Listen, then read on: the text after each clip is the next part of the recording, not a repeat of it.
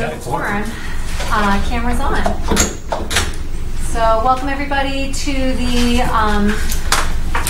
regular meeting of the Nashoba Regional School District. It is 6 p.m. I'm going to call the meeting to order.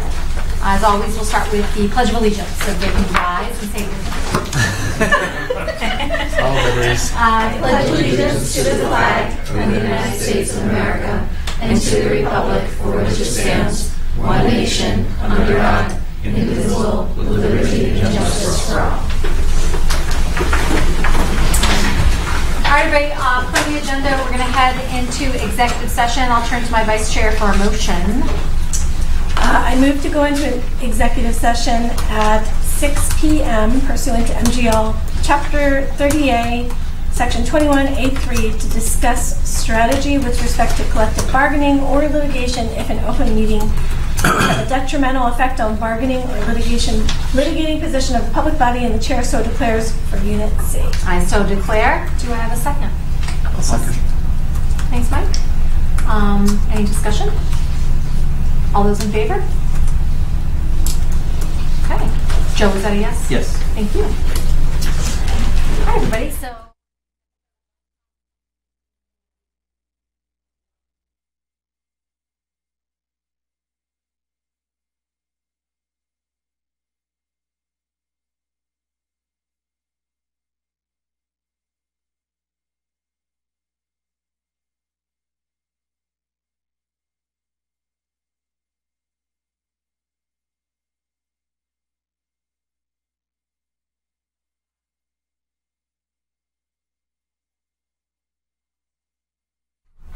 Back in regular session. Welcome everybody back to regular session. Pull up my agenda here. The next matter after executive session is citizens. Do you want to wait for some people to come back in? Whew. I don't know if the door sign came off. Oh, thank you very much. The shade is still pulled. Thank I don't want anyone to see us. It's not Ross. Do you want me to? Yeah, you Hold take it? it down. Okay. Thanks, Ross. Yeah, I'm good. Do you have my fingers? Sorry. Oh, poor Peter. Sure. That's important. So I'm forgetting.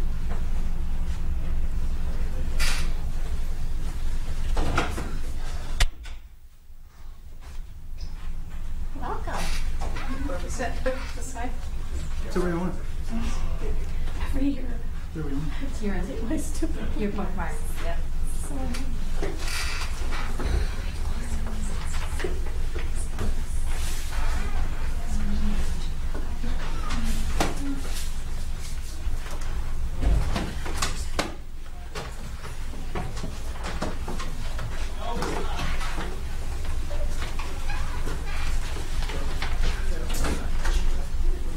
Hi guys. If you want to, the protocol for public comment, if that's why you're here, I was assuming it is, maybe some of you don't know. If you want to deliver public comment, there's a sign-up sheet there, right on the front desk. And so if anybody is interested, please feel free as I adjust here. Cheers.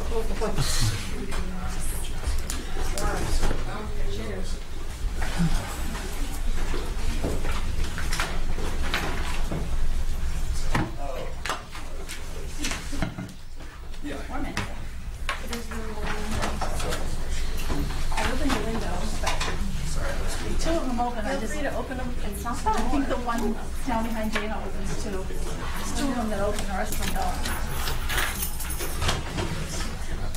I thought that was me. He sure knows it with me.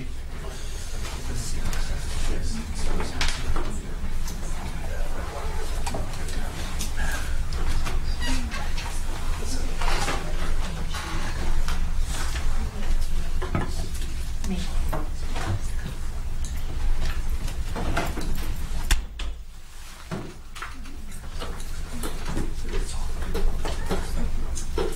All right, everybody. So we're going to keep moving with our agenda here. We have citizens' comments next. And Ross or Dana, could I grant one of you to bring the signage to me so that I can call it?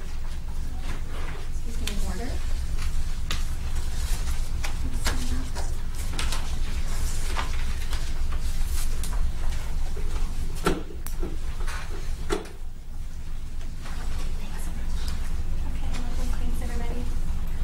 Okay, so just a quick note on public comment. It's been a while since we've had public comment in a face-to-face meeting. So welcome to everybody who decided to join us tonight. We have 3 members of the public who would like to speak. Just a very quick reminder, public comment is a part of the meeting that is about 15 minutes long, technically. Each person is relegated to 3 minutes. I'm required to set a timer, so please forgive what I hope is a gentle sound at the end of 3 minutes to kind of wrap up your comments and finish up, and then we'll turn it over to the next person. Okay. So first I have Mr. Daniel Gill from Lancaster. Please feel free to approach the table, have a seat, get comfortable, and go right ahead.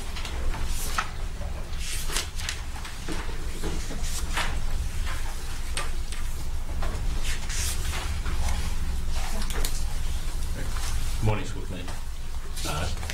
So I just wanted to address something that occurred the other night at the 14U Lancaster softball team practice on Brazio Way, or Lane.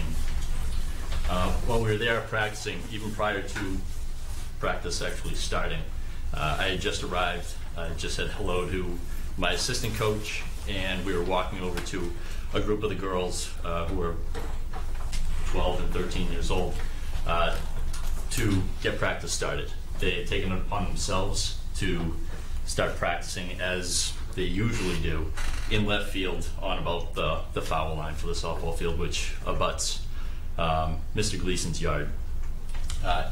One of the balls was thrown. One of the other team members missed it that was on the foul line. The ball went across Mr. Gleason's driveway at about the time that he was entering his driveway coming home. And he slammed on the brakes and then sped down the driveway after the ball passed, and then immediately exited the vehicle, slamming the door, and launched into an expletive-laced tirade for members of my team. This started with, "Get the F out of my yard." I don't ever want to see any of you effing a-holes in my yard ever again. This is my effing property, and it goes on and on and on. I, myself, and my assistant coach moved to put ourselves between him and our team. He did remain on his property the entire time. I don't dispute that, and that's not what I'm here to refute at all. He was on his yard. The ball did go across his yard, across his driveway into his front yard. My issue is the way my team was verbally attacked by a member of this committee. Thank you.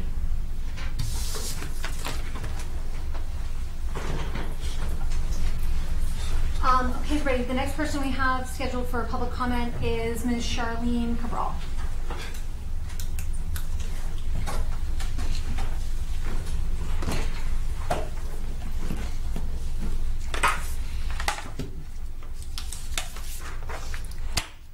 Charlene Cabral, 126 Brazil Lane, Lancaster. My family and I love living on 126 Brazil Lane. Sounds of children playing in the fields, their cheers, their excitement, and some of the best neighbors that anyone could ever ask for. It is one of the best places to live in Lancaster, with the exception of the softball field. This is not an incident involving LBMS, nor is it an incident involving the Nashoba Regional School District. This complaint that has been made here has been misdirected. It is an incident that took place within the confines and the boundaries of a private residence in Lancaster, namely 126 Brazil Lane. And it involves 2 municipal, not school coaches, 2 municipal coaches and 1 property owner. The property owner acting as a private property owner and the municipal coaches acting as coaches. While there are people here trying to vilify Mr. Gleason for any inappropriate language which any preteen or teen in this country has heard by this time in their lives, I don't hear anyone concerned about the fact that the coaches were running drills on our property line, causing your children to run repeatedly into our driveway. It was not 1 ball, it was 2 balls in a matter of 10 to 15 seconds, with 2 children chasing across the driveway and the front lawn, right in front of a moving vehicle, okay? As the old adage goes, sticks and stones can break my bones, but names will never hurt me. And in this case, a moving vehicle can break the bones of your children. And that is why my husband was very upset. These coaches put your children at an increased risk of harm. Imagine in the course of less than 15 seconds seeing 2 balls and 2 children running across your driveway right in front of your moving vehicle. Anyone in that situation would be alarmed. And when you ask that the drills be run in the other direction to avoid the kids in your driveway and to avoid the potential of potentially fatal accidents, you are told that you live in a right-of-way and you should expect this. Imagine being called an ignorant tool by one of these coaches. This was not the attitude of someone trying to diffuse a situation, but rather one that was escalating it. And both coaches made what appeared to be an agitated beeline of 40 to 50 yards toward my husband, one with a look that threatens imminent physical harm. My husband shouted for them not to enter our property, and they stopped at the property line, which is marked. Now, while you may be outraged at bad words, understand that your children witnessed their coaches go after a private citizen on his land and stop short, probably because they heard the girls yelling for them to stop.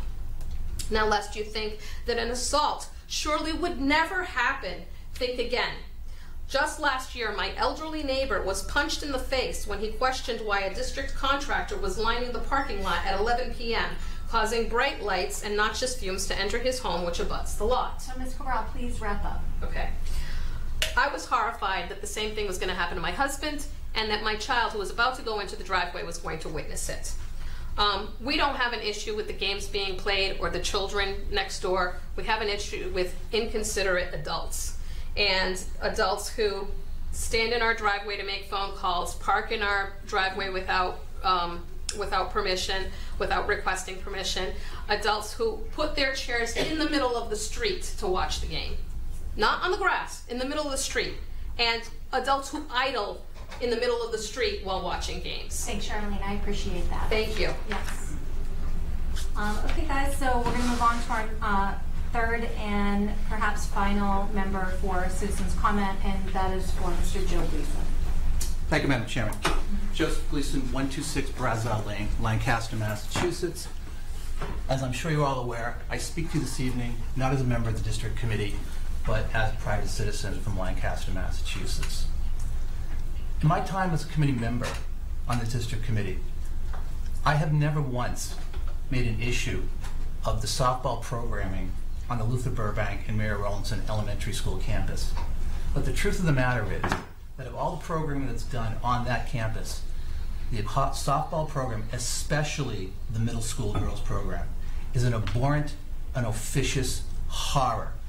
To go down there and to see what goes on during games is an absolute disaster.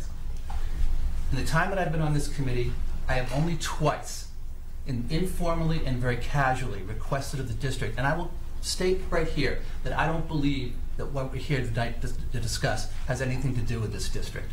And I take exception to the fact that email communications were sent to fellow committee members here indicating or implicating that this took place on the campus. It did not. This took place on my property. As Ms. Cabral clearly stated, I was driving down Brazel Lane. The coaching staff of this softball team was running a drill on my property line. They have the entire expanse of the entire west fields at Mary Rowlandson to run their programming. They decided to do it right on my property line. As I approached the traffic circle at the end of the cul-de-sac, I noticed a young student running across my driveway onto my front lawn. This is a distance of approximately 50 feet to retrieve a ball that had been thrown there. By the time I reached my driveway, yet a second child was in my property. I had to stop short so the ball not hit my car or I run over the car. When I looked to my right, I saw a child standing right there.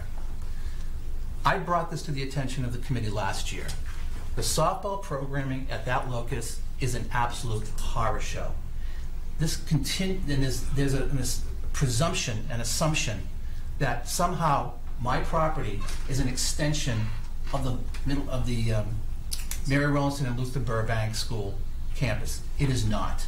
What transpired on Wednesday of last week was nothing more than an offensive intrusion into my privacy, a trespass upon my property, and a breach of the quiet enjoyment of my property. I think the appropriate conduct for anybody who's running these type of programs is, if you're going to enter onto an abutter's property, the appropriate thing to do is you ask permission. You ask permission if you can come on the property. They do not do that. This is always, we have, as Ms. Cabral has stated, a number of times had to deal with people sitting on our front lawns, kids in our driveway, kids on our retaining wall. This has got to stop. And I will conclude, Madam Chair, by saying that people will look at this and say, well, why don't you build a fence to prevent this from happening in the future? And my answer to that is, I'm not going to use my hard-earned resources to build a fence to mitigate the nuisance that is the softball program, both at the middle school and at the town level. That's your responsibility, and you should embrace that. Thank you, Madam Chairman. Thanks, John. That is all that I have on our public comment list right now. Just to be clear, public comment is not something that is a debatable issue. It's not something where response is actually allowed. So for those of you who engage in public comment, I do thank you for joining us and for sharing your information. Is there time left for like additional people? There is approximately, I would say, probably 5 minutes. So I would just ask that if anybody else wants to come up and give anything else to say at public comment, that you give me your name. Okay. Yeah. Just let us know who you are and where you're coming from. My name is Amanda Cannon. You need my address? Sure. Okay. 5 Oatman Lane, Lancaster. So after hearing all of that, I kind of just want to stress for me and for the parents behind me the softball stuff that's being talked about. This is the first time we've ever heard of this being an issue for softball, particularly this team of girls. And so at the root cause of all of this is 2 balls that went into a neighbor's yard, and 2 12-year-old girls that were verbally assaulted by a school committee member. So again, like, the root cause is 2 balls in your yard. I understand they have a myriad of issues regarding their street and traffic and everything else. That's not these girls' responsibility or problem at the end of the day. And so I think that from our perspective as parents of children that had to go through this, supporters of their coaches who I think handled themselves very well, honestly, like, we were just looking for like a teachable moment for these girls to have someone to say, you know what, my response wasn't appropriate. I talked as an adult male, on top of just being an adult male, I spoke to you girls in a way that really isn't appropriate regardless of the situation. And I apologize for that. That's all we were looking for. Thank you. Thank you.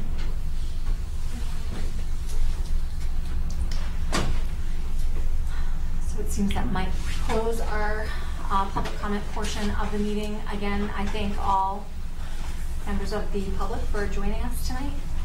We are going to move on to the next item of our business meeting.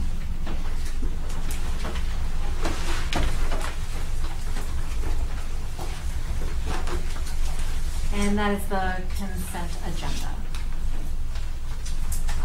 I'll turn to our vice chair for a motion. I move to approve the consent agenda of October 11th, 2023, containing draft meeting minutes of September 27th, 2023, and warrants of October 13th, 2023. Have a second? Second. Any discussion? Seeing none, all in favor? Thank you, everyone. All right. Moving on, we will go to the school committee chairperson update. At this time, I have nothing to share, so I'm going to move on to our student representative report, which Hansi, as you know, is not present with us today. She had a different commitment this evening regarding a fundraising initiative at the high school, so she can't be here. Did the report go out to the entire committee, or is it in the materials? It did not. Yeah, I mean, would you guys be interested in having Amy read it? It's 4 short bullets. Yeah. Okay. Okay. And I just want to note that I thought that was awesome that she shared the report in advance. It's very responsible student representative that we have. Okay, this is written by Hansi. She said, I would appreciate it if this info was shared with the committee. Number one, the class of 2024 is hosting a fundraiser at Slater's Pizza tonight from 5 to 7, so it looks like it just concluded. And that will go to support senior class. Number two, Senior Sunrise is coming up on October 20th before school starts. Parents have been gracious enough to sign up to donate food and beverages for this memorable event. Number three, the date for this year's homecoming dance has been set for November 4th at the high school. The Student Council is creating a hype video to advertise its first major event of the year. Number four, the rankings for our sports teams have been released, with soccer standing at number 3. We commend and congratulate our teams for their hard work and progress. She apologized that she couldn't be here and said, have a great rest of our day. What an awesome student rep that we have. Fantastic. Yeah, Scott, go ahead. I'm just wondering, are we supposed to have a second rep? Yeah, any news on this? Yeah, so I haven't heard from Hansi, but we now have a teacher that is the sponsor of the Student Council, and so they have met, and one of their first elements of official business is to elect the second student rep, of which we'd like a junior, so then that junior stays on for next year. So it's my understanding that's happening now, so I just haven't received that announcement from them yet. We'll follow up on that, Mr. Powell. And as the regulations go, we only need one, but we love having two, especially as that so-called feeder system. In case someone can't make it. Yes. Yeah. Indeed. All right, that's our student representative report. Let's move on to our superintendent's report. Thank you, Madam Chair. Thank you to the school committee for being here tonight. I have a few updates for you. Before I begin, I just want to acknowledge and express to our community that our school system is here and supportive for all of our residents who are impacted by the attack on Israel this week. And our hearts certainly go out to all those that are feeling that impact, and that we've sent messages to our mental health staff and our principals, and they're working and ready to receive the students, because that's the role we play in the school system, is students and supporting students who need it. So on to our next piece. I want to give a staffing update to the committee today. We opened the school year with nearly all of our positions filled. This is the best position that we've been in to start the school year since pre-pandemic in terms of filling our positions. And so there are currently 3 critical positions that remain unfilled. 2 of them are special education positions, one a part-time position in Lancaster. Another is our speech English pathologist position in Center School. We're still actively engaging, and we're engaging in private contracted services every angle that we can. Our employers are working together to make sure students are getting their services met. I'll be honest, sometimes we can't meet all the services, so we're making sure that we log that in order to provide compensatory services at the time at which we get to that place. It is reflective of the marketplace and the difficulty it is in finding folks with that specialty of a license at this time of year. But we're working diligently to solve that, currently led by our interim PPS director, Ms. Yume Yao, and our building principals, of which 3 of them are here tonight to talk about our DC trip. So the other position that we've had difficulty in filling is our Director of Health, Wellness, and Safety. This is a position we're going to continue to post and advertise throughout the year. We have moved on into our backup strategy for ensuring that the roles and responsibilities of that position are being fulfilled. We're doing that by Mr. Mulcairn is taking over as our Chief Safety Officer for the district in the interim to ensure that we're following all of our safety procedures, reviewing safety protocols with our buildings, responding to those unpredictable events that we have to respond to from time to time in the school system. So we thank Mr. Mulcairn for diving into that and representing our school district in our safety discussions. We also have Ms. Nancy Booten, who is our case RN, that also will be supporting us at a state level as our officially labeled nurse leader for the district and providing all the connections that we need to have with DESE, our local officials, our district physician, to ensure that those systems and structures continue to operate. And then finally, Nurse Gobecki did a fantastic job of working with all of our school-based nurses to distribute across the entire school system sort of those daisy roles and responsibilities, ordering the gauze and fulfilling the materials and doing the things that we need to do to make sure we're executing all those strategies. So we have a plan. We have good people involved to address that gap at the moment, and we're going to continue to bang the drum. We were close, so close, on a highly qualified candidate that unfortunately elected to stay at their home district, and so good for them. But we're going to continue to work on this to find our long-term solution. So with that, I will pause before we get into the next two elements and just ask the committee if there's any questions regarding that staffing update. Oh, I should have memorialized in here, but I did not. We do also have a few of our paraprofessional IA positions to fill in the district as well. Any questions? Amy? Yeah, have you explored an interim director of health wellness? Well, that's what's posted. Oh. It would be an interim director, and we've posted it as nurse leader. I will also say, in terms of Nurse Gobecki, also in a portion of her job would support schools with actual nursing duties. So we've taken the proceeds that are set aside for that position and posted a part-time float nurse for the district to support and do those things that she would do in terms of actual nursing.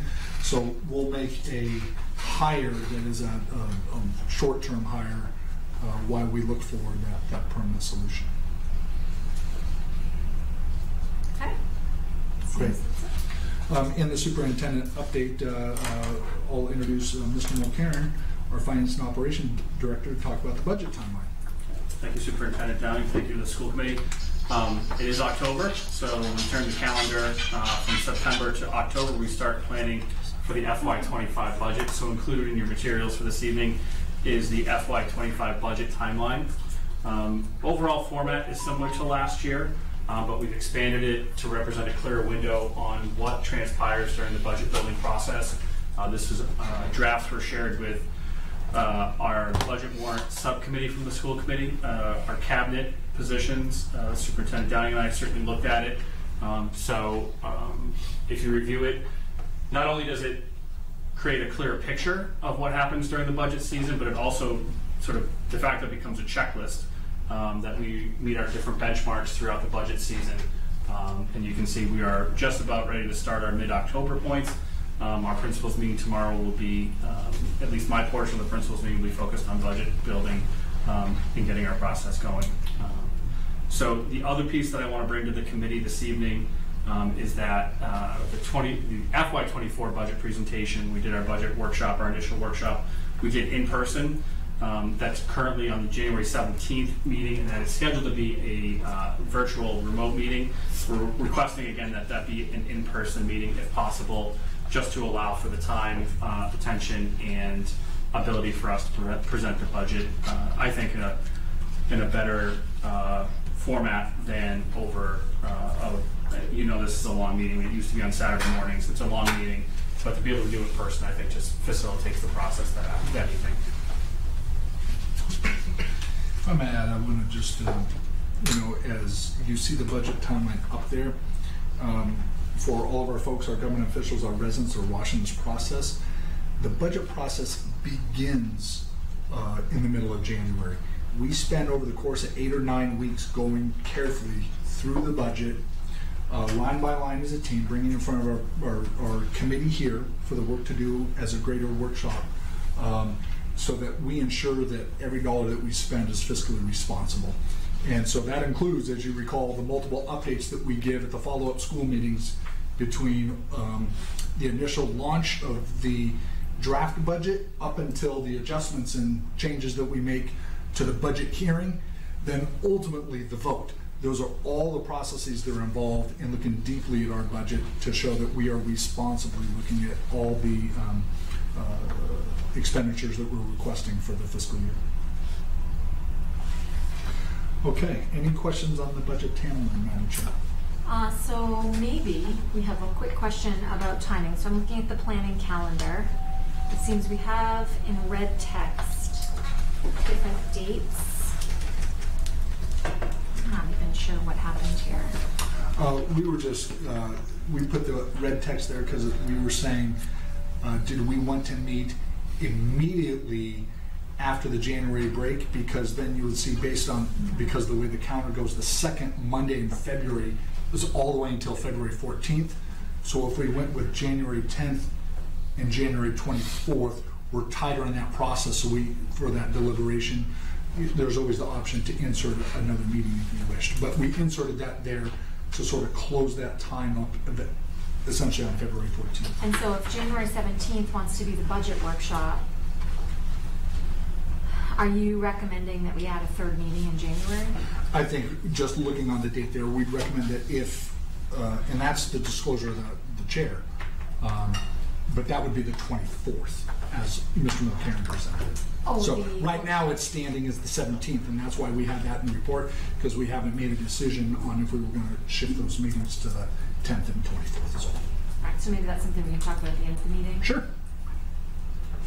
Any other questions about the budget update?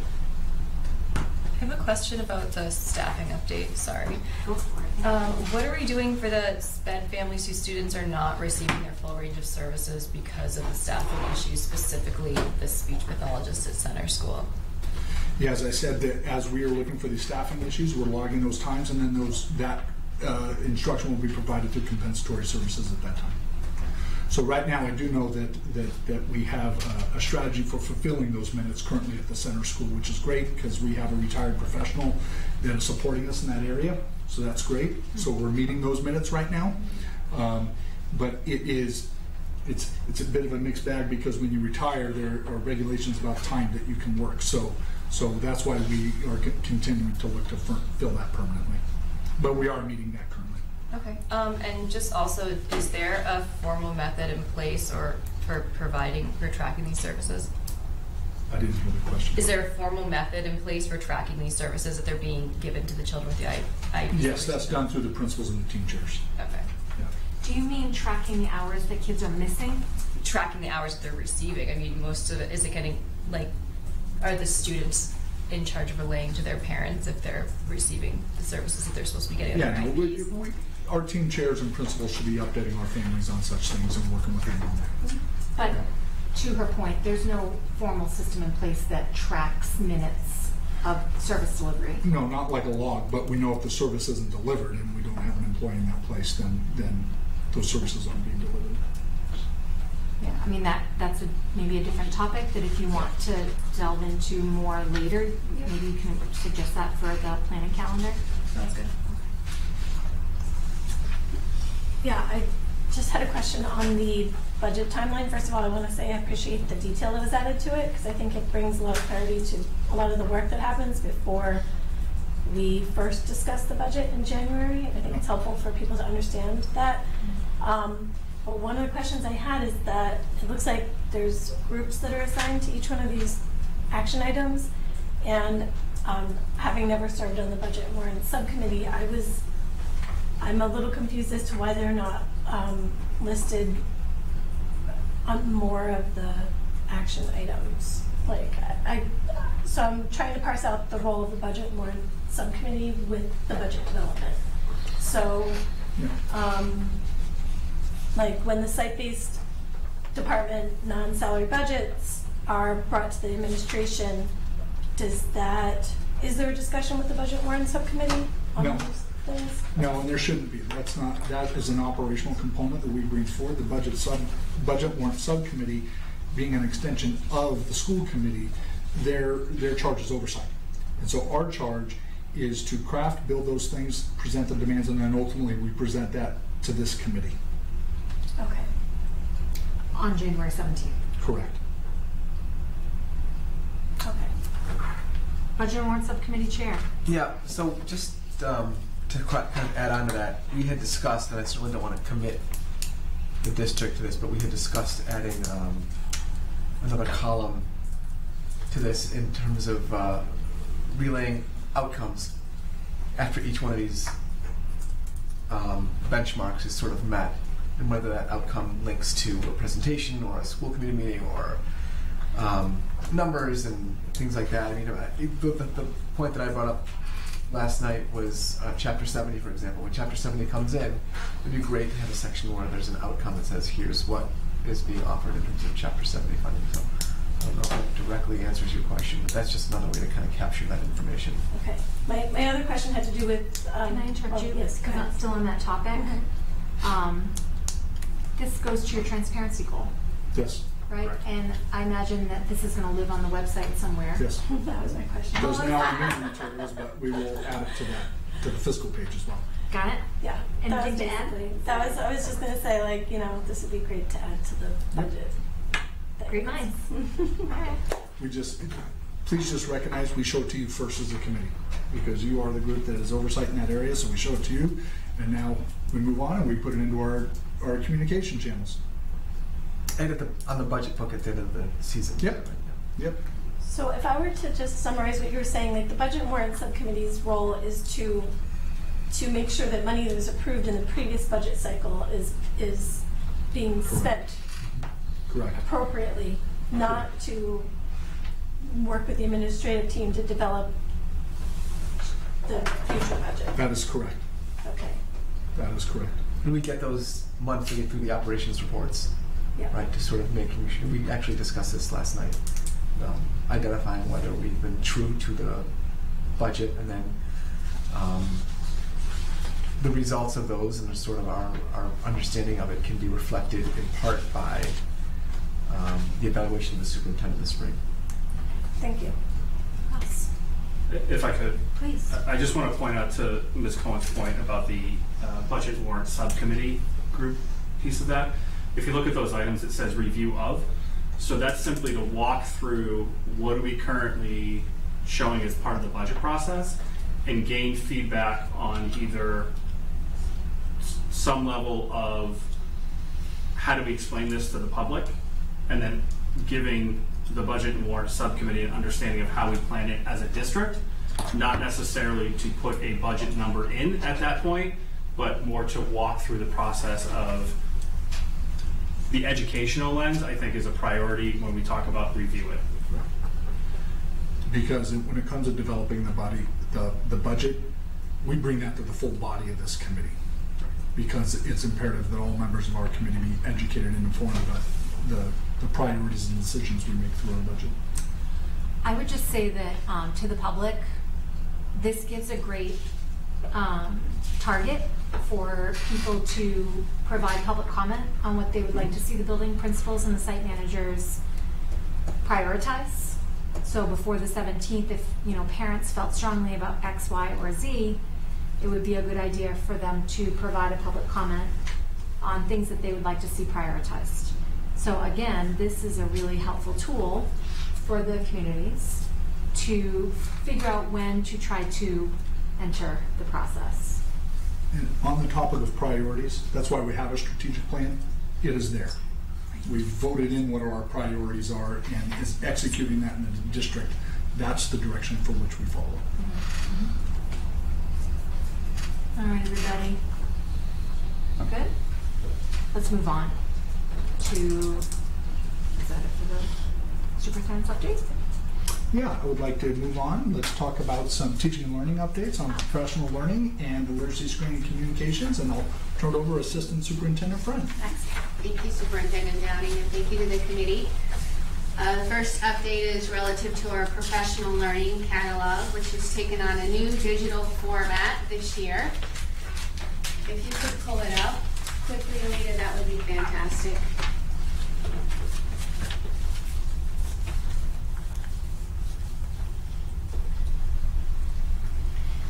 Not sure if everyone's had a chance to take a peek at this, but the book serves as hopefully our one-stop for professional learning development opportunities for our faculty and staff.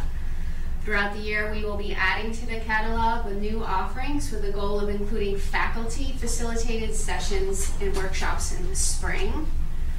We are offering different types of professional learning for our educators, which is in addition to, above and beyond the scope of our early release professional development offerings that are happening during early release. And we've highlighted a few of our supplemental offerings here for you in this update as they relate to what we're referring to as our NRSD Plus offerings.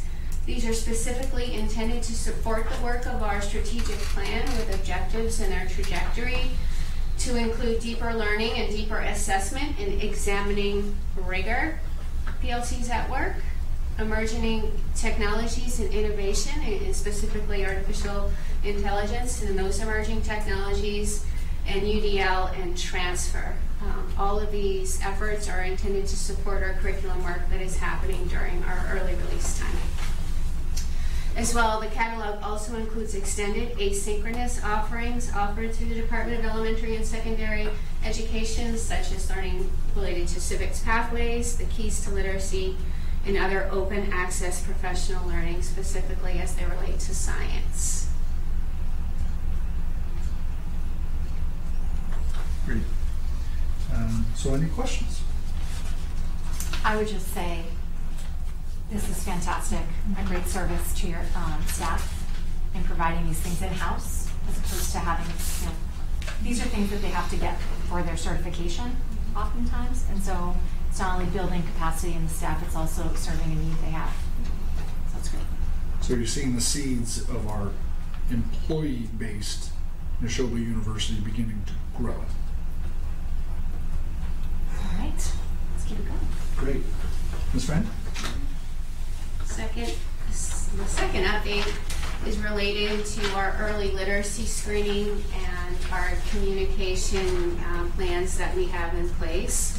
This was included in the common last Friday, so this is a review of what was shared in last Friday's common.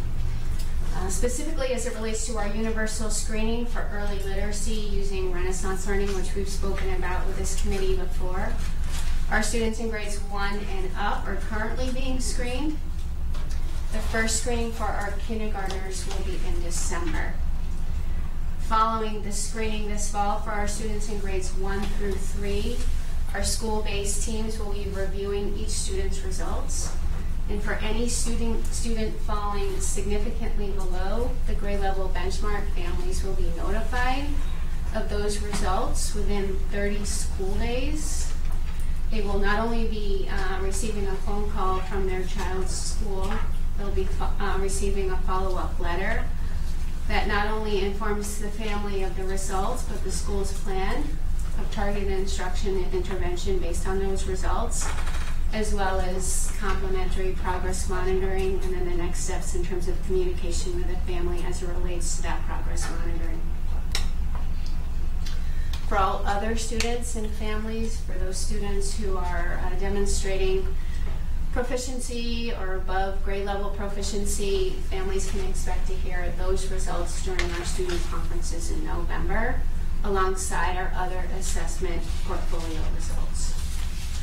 We included a explainer video in the common last Friday, and we've included a hyperlink here in this update as well, which provides more information for our families. Any questions on that final part? Yeah, Mike. 2 questions. I hope I can remember both of them. The first one is, it says that the screenings don't go deep diagnostically, right? I mean, it's just a screening. Can you maybe go into more detail about what interventions happen at the next tier once the screening occurs and there continue to be deficits that are identified? How do we intervene? That's a great question. I knew that question was coming. And our literacy coaches that we have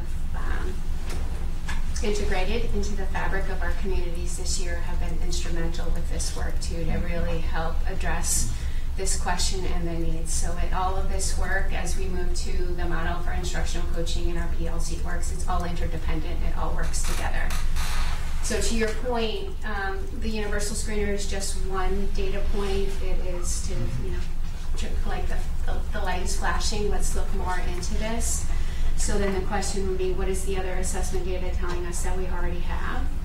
The next step would be to use diagnostic assessments to learn more. For example, the team has given me a whole list of diagnostic assessments they have in the queue as they relate to assessments, CDM assessments as they relate to Renaissance Learning or Quick Phonics Screener or other kinds of tools and diagnostics that we have in our purview as educators. We consider the supports that are already in place. For example, is the student receiving support perhaps through an English learner specialist, special educator, or the literacy specialist, and then determine which intervention and instruction is appropriate based on that information. And then we consider Tier 1, Tier 2, and Tier 3. So Tier 1 being what do we need to do differently perhaps in the classroom setting. Tier 2, what do we need to provide the students during our win time? What do I need now? That's happening in our master schedules now. We've talked about that. And that conversation is also being complemented by our PLC work too. And then Tier 3 supports would include, for example, support through our literacy specialists. So they're having that conversation in totality. And then talking about progress monitoring and what tools we're going to be using for progress monitoring in that 6 to 8 week cycle about how students are responding to that targeted instruction and intervention. Coming back around to the PLCs and the grade level team with those specialists and talking about student progress, and then reaching back out to the family to let the families know how our students are responding about that progress. So all of that work is happening right now with our teams in real time, like right now. Thank you. And then my other question was that you've given us an update on screening in the K through 3 levels. What is sort of the parallel for the higher grades? I mean, at that point, are we still screening, or is there a different method of sort of evaluating what the needs are? We are still screening. We're screening for reading all the way through grade 8 and for math all the way through grade 9. And our families can receive information about their students' performance on our universal screeners during those student conferences. And of course, if a family has any questions about that in the interim or beyond that, they can reach out to their child's teacher. Right. But we're supporting our teachers and our educators, which we know was an identified need last year. About building understanding of the capacity of these tools and providing our teachers with the support they need to be able to speak to the tools and what the data is telling us about what the next steps are. So we've been working hard on supporting our teachers. Our coaches have been invaluable in that effort, and so our teachers, we want to be prepared to share the information with our families during conferences, again, alongside the other information we have from the other assessment data too. Thank you. You made mention of children who might be exceeding the benchmarks. Is there still programming that is enrichment-based in the WIN block? Yes. Yes. It's a continuum of services, and that has been part of our dialogue and our lexicon with our teams in PLCs too, and is actually a defined question when we're taking a look at the data. For those students who are already demonstrating understanding and readiness, what are we doing for those students? So, yes. All right, everybody. Looks like we're ready to move beyond the superintendent's report. Thank you so much for that, Laura. So next, guys, we're going to move on to new business, and this is the fun stuff. Travel. So we're going to start with Decca. Our lady teachers are here to present to us. I'm going to pass this around. Thank you. Thank you so much, Mr. Mulker. You're welcome, Mr. A.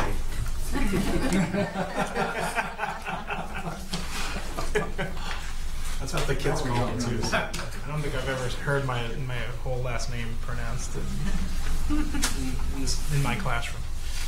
Only when they're angry.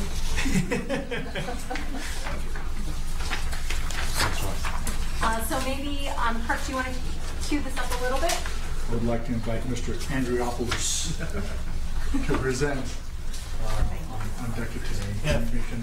Yeah, thank you so much for having us today. We're really excited to be here and talk to you all about DECA. As you guys know, I wanted to first introduce Kate Norton. She's the DECA co-advisor along with me. I know I've been the guy at school committee the last few years, but I'd be remiss to say like how much she means to our program and how much she brings to and adds to what we do.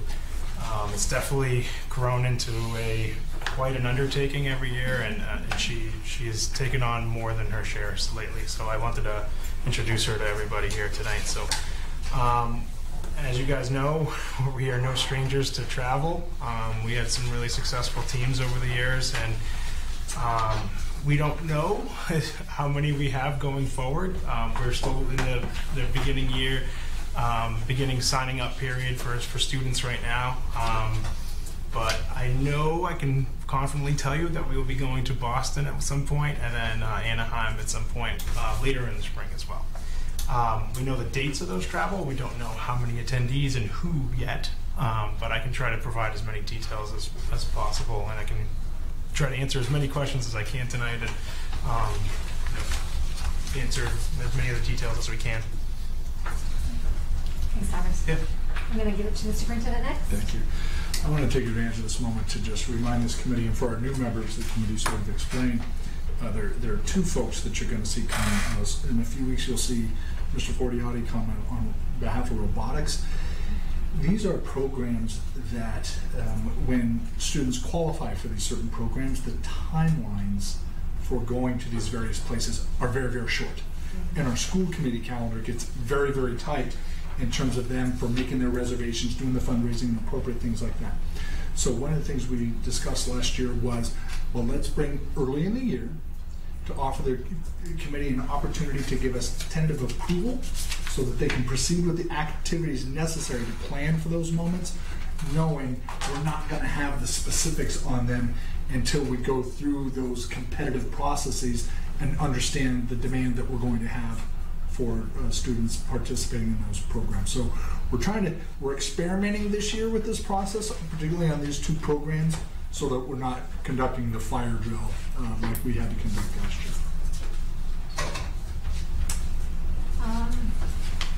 So we're looking for a motion tonight to approve multiple trips for DECA, but is the motion separate? Forgive me. There are two different attachments in the meeting materials. One is Two the different- state, two one is different national. motions, Yeah. Excellent. So I will turn to our vice chair for the first motion, which is to head to Boston. I move to approve the NRHS DECA team to attend state finals in Boston Seaport District from March 7th, 2024 to March 9th, 2024. Number of students and chaperones to be determined. Ratio will be at least 10-1. All chaperones will be queried and fingerprinted. I'll second. What questions might we have? Okay. No. Go ahead, Chandra. I noticed on this particular one how it will be funded isn't filled out. But I also, I remember from previous times, you do a lot of fundraising to help offset the cost, which I think is great. I'm noticing we have also some trips coming up, and some of the forms mention that there are scholarships available, and I'm just wondering if there's any consistency between these trips on how students who families are unable to afford them can attend. Yeah, so I could take that one. DECA is definitely a 12-month activity now. We actively spent a lot of the summer and fall and pretty much all year fundraising for students. I did DECA when I was in high school, and I was definitely one of those students that you're referring to that needed a little extra financial assistance, so that really means a lot to me. That I never want money to be the reason why someone joins or doesn't join a club. So we fundraise, and we have a little bit of a piggy bank. I could name off some of our sponsors, but Clinton Savings Bank has been really generous to us over the years, and we have a lot of local partners that I can turn to when we get tight. So that's what we've done.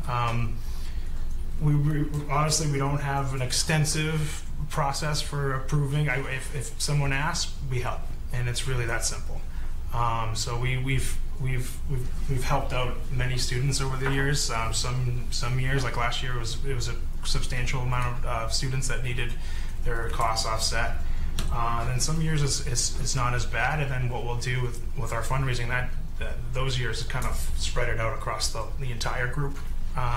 But we always try to help the students that need financial assistance first, and then we spread the rest of our fundraising dollars across the masses.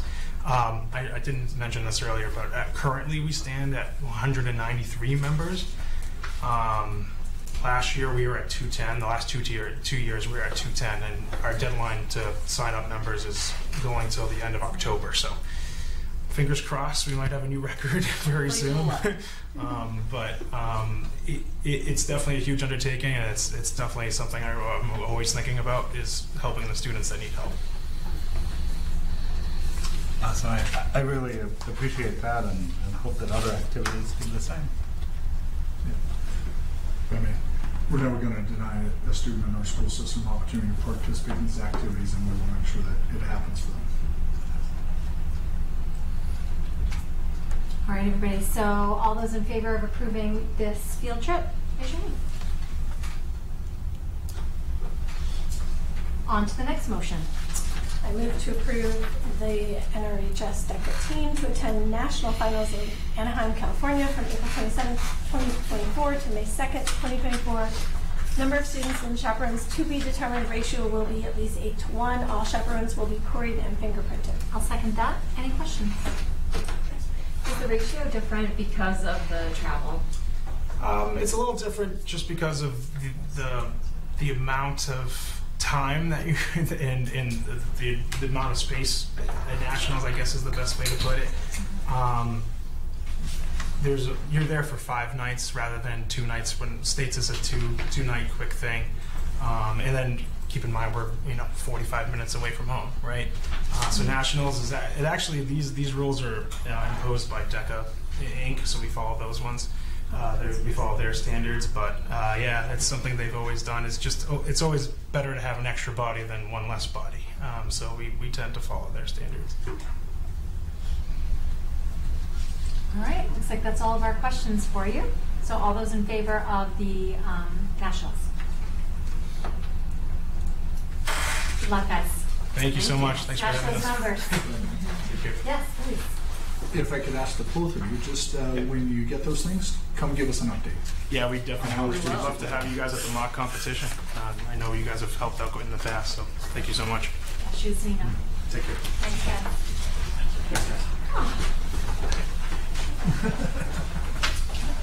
No, it just sleeps. Okay, guys, on to our next matter here, and that is the Washington, D.C. trips. We're going to come to the front.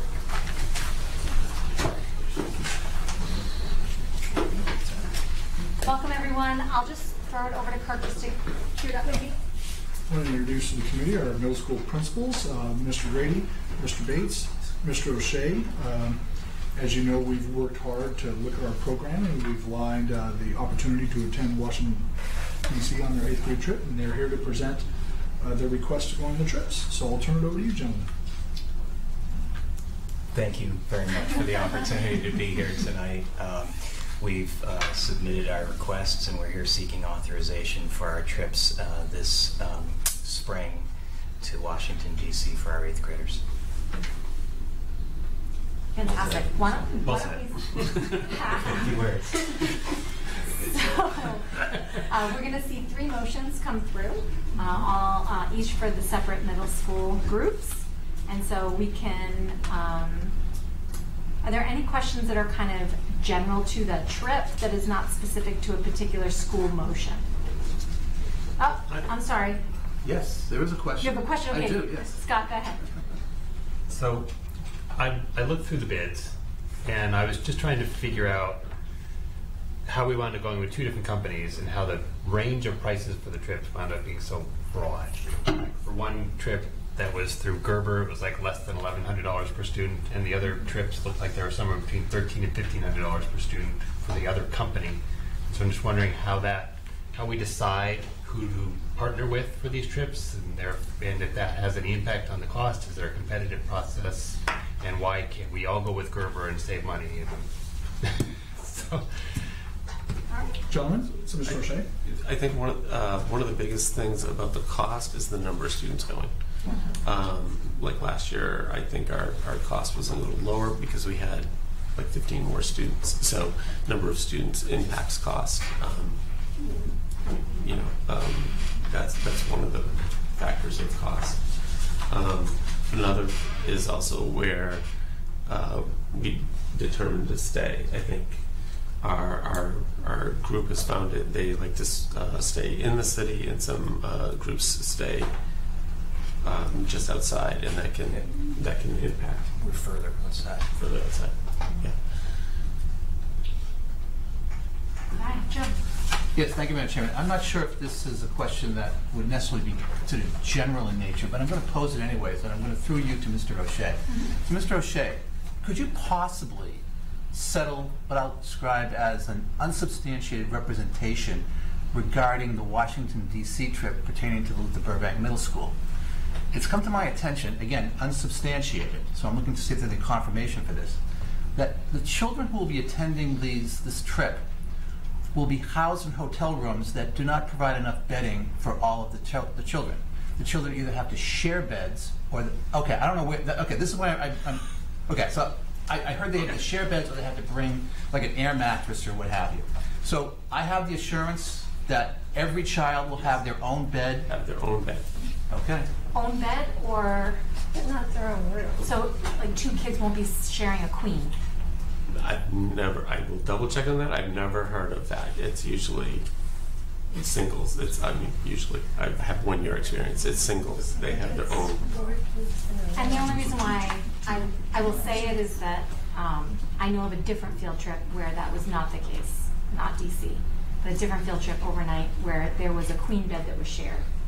So I think that to Joe's question, we could just get some clarity maybe. Yeah, no, I mean, I had heard unsubstantiated, and there was more to it than just a casual comment heard. There was some support to this, but it's unsubstantiated. That historically, some of the parents have sent like an air mattress so the kids can sleep on the floor, or they're sleeping on a couch in the room or something like that. I'm just curious as to whether or not the children who are going are going to get their own bed or not. Last year, I know of no air mattresses. Okay. So Jackie, go ahead.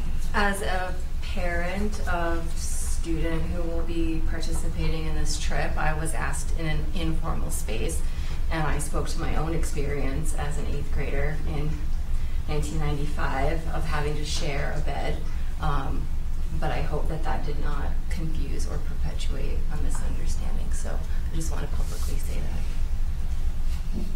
that. I will confirm it though, just to make sure, but I've never heard that. In Bolton, they do. Yeah, It's a 4-door room. It's a quad That's what I was. occupancy. Yeah. That was my recollection of my 8th grader who went on the trip. It's 4 to a room, 2 queens. Yeah, okay, that's But correct. same gender per room, obviously. But That's kind of With that being a little bit more economical. or just gender being a little bit more fluid. fluid. It's a little It would be different, sex perhaps. assigned effort that would dictate probably. Where we've run into situations like this in the past, we work it out. Yeah, And numbers would need to dictate Right. certain things as well. And there's price differences between quad, a triple, and a double occupancy. And when we've run into situations, sometimes parents will attend a trip and be in a double if we run into situations like that. But to the point made, we don't ask anyone to bring mattresses or sleep on couches. But the reality is that sometimes some of our students would prefer to sleep on a couch, and that's in the room rather than with up here. There's an extensive process that goes into allowing them quite a bit of choice in who their roommates are, and a lot of this is covered throughout the year with them in their social studies classes around roommate selections. That's a big piece of this, knowing who you're going to be in a room with and having some say in who those individuals are. and negotiating. I'm confused. So Are they sharing beds or are they not sharing beds? I thought I heard Mr. Bates, Mr. Bates say they share beds. Mr. O'Shea is saying they're not sharing beds. I'm still learning. Okay, fair enough. Fair enough. So, so there is a possibility. It crossed my mind last year. I didn't think so. So it seems like I'm the wrong person to ask at this point. That's why I need to get more information. I would think from a cost perspective, you would have to have 4 in a room. There's going to be 2 beds. Otherwise, it would be very expensive. Yeah. Okay. Any other discussion, Sean? I kind of think this got asked last year, but I don't remember the answer.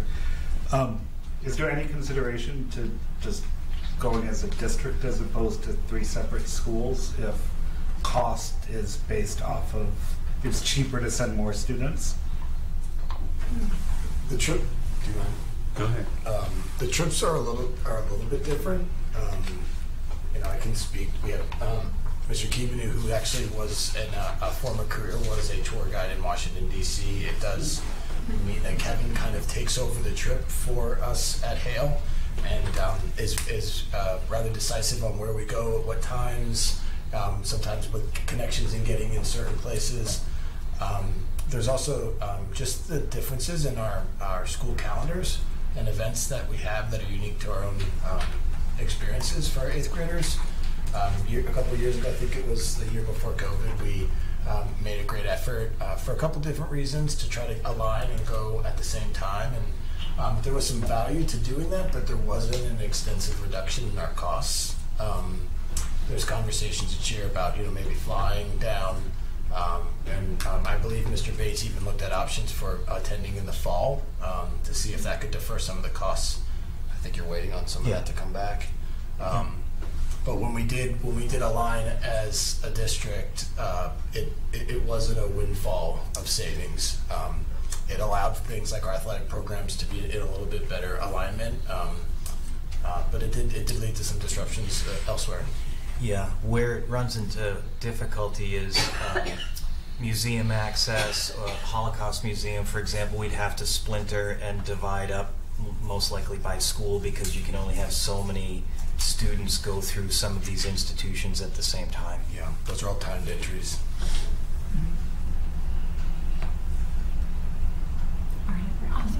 Just kind of follow up on Chandra's question, because I thought that was a great question. So I'm wondering if there's opportunities for combined fundraising, if there's not opportunities for combined trip taking. There might be. I want to echo Superintendent Downing's comment that we are absolutely committed to access for everyone, and we will find a way to support students, whether it's through fundraising or through other means. I would say too to the community who's watching that donations would be much appreciated for things of that sort.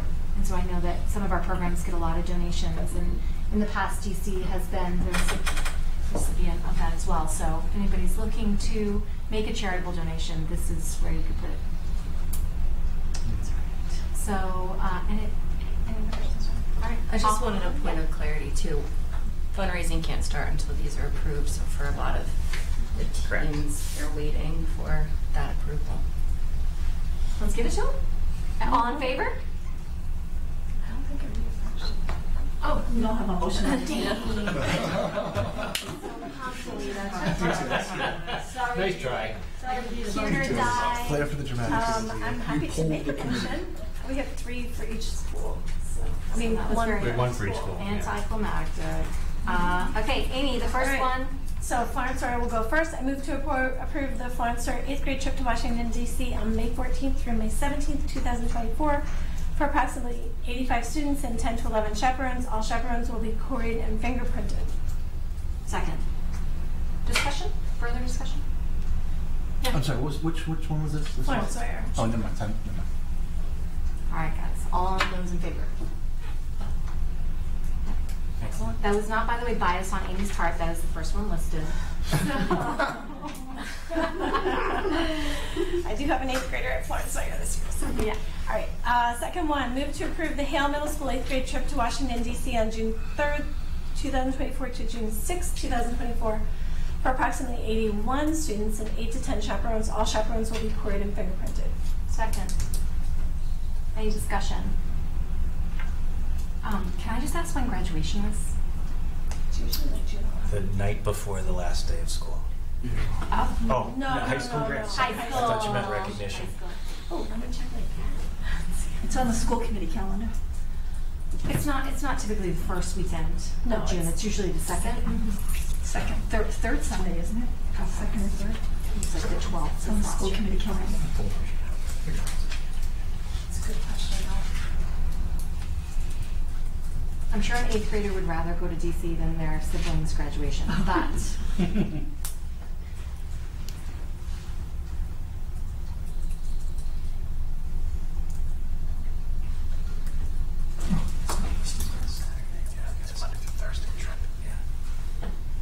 While we're looking this up, could I ask Mr. Brady a question? yes, please do.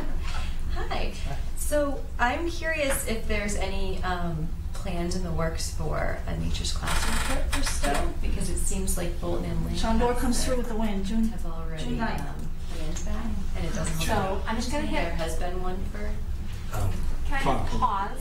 As much as I would love to hear this answer, it's not relevant to this topic. Okay, so I'll ask. We can, again, Dana, you're looking for our future agenda list, which is our last Add to my list. Add to your list. Okay, awesome. Chandor, when is it? The 9th. June 9th. Yes. These happen during the week though, right? Yeah, you find that. Yeah. Okay, so we're clear.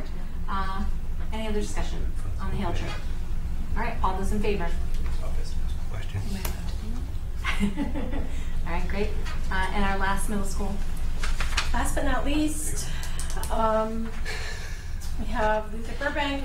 I move to approve the Luther Burbank Middle School 8th grade trip to Washington, D.C. on May 28th, 2024 to May 31st, 2024 for approximately 70 students and 9 chaperones. All chaperones will be quarried and fingerprinted.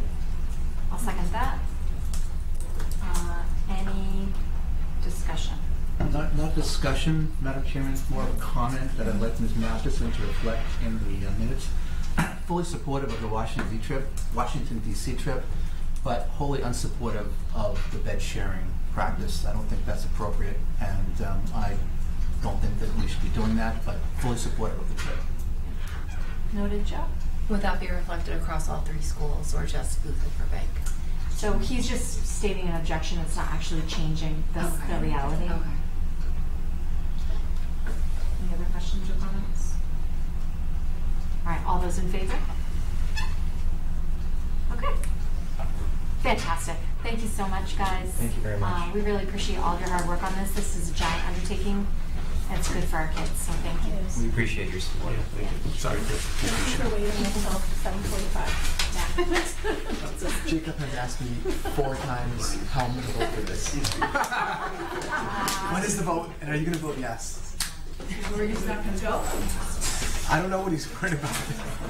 He's been asking since July. All right, everybody's been waiting for this. This is their absolute favorite topic. We're going to move on to what will definitely be an enlightening presentation around our student performance. I'm not joking. I really do mean it. MCAS data. I'll turn it over to our superintendent to give us this update. Thank you, Madam Chair. I'd like to introduce Assistant Superintendent Friend once again to provide. Yeah. Start the show. So to once again provide you an update on the spring 2023 MCAS data. So Ms. Friend, take it away. Thank you. Thank you for allowing me a bit of time to share our 2023 MCAS results. It's a privilege to do so. For your awareness, MCAS parent and guardian letters were mailed home today to families, so our families should be receiving results in the mail this week. So this presentation aligns with our families receiving information for their child at home. Just a point of reference, and we spoke to it as it relates to our universal screening. MCAS is one data point. It's one snapshot in time. It's an important data point for us. It gives us information about our students' learning and information around curriculum and instruction, but it's only one data point that we take alongside our other data points. Thank you for driving the ship, Alita. In terms of the structure of this presentation, the presentation has 5 parts, and I'm just going to provide highlights because there's a lot of information here. Our students and our school district is doing well. Overall, we have areas where we need to grow and improve, and I will point those out. We're always about continual improvement here at Nashoba, but overall we're doing well and making some really nice progress towards our targets. So I'll provide a brief overview, highlights of our performance, a couple new slides from previous years, which include graphs relative to cohort trends and school performance. Those are relatively new kinds of information that we're sharing with the committee this year. This year we've included an appendix with more granular data beginning on slide 34, which I'm not going to address specifically, but it's there for your reference. All right. Just in terms of context, this is a review of testing over the past 5 years. We use 2019 as our pre-pandemic benchmark. 2020, as you remember, that no test was administered. 2023 was the second year of full assessment since the pandemic. In grades 3 through 8, it was also the first year since 2019 where we received a full accountability rating. In terms of accountability ratings here, Nashoba's overall classification was not requiring assistance or intervention. Accountability, for your reference, points to several factors, gauging areas such as student achievement, student growth, and attendance. Nashoba's rating fell in making substantial progress towards targets, and we're proud of that rating. For reference, within our Assabet Valley Collaborative, which comprises 12 districts, Nashoba's rating here was the 3rd highest in the Assabet Valley.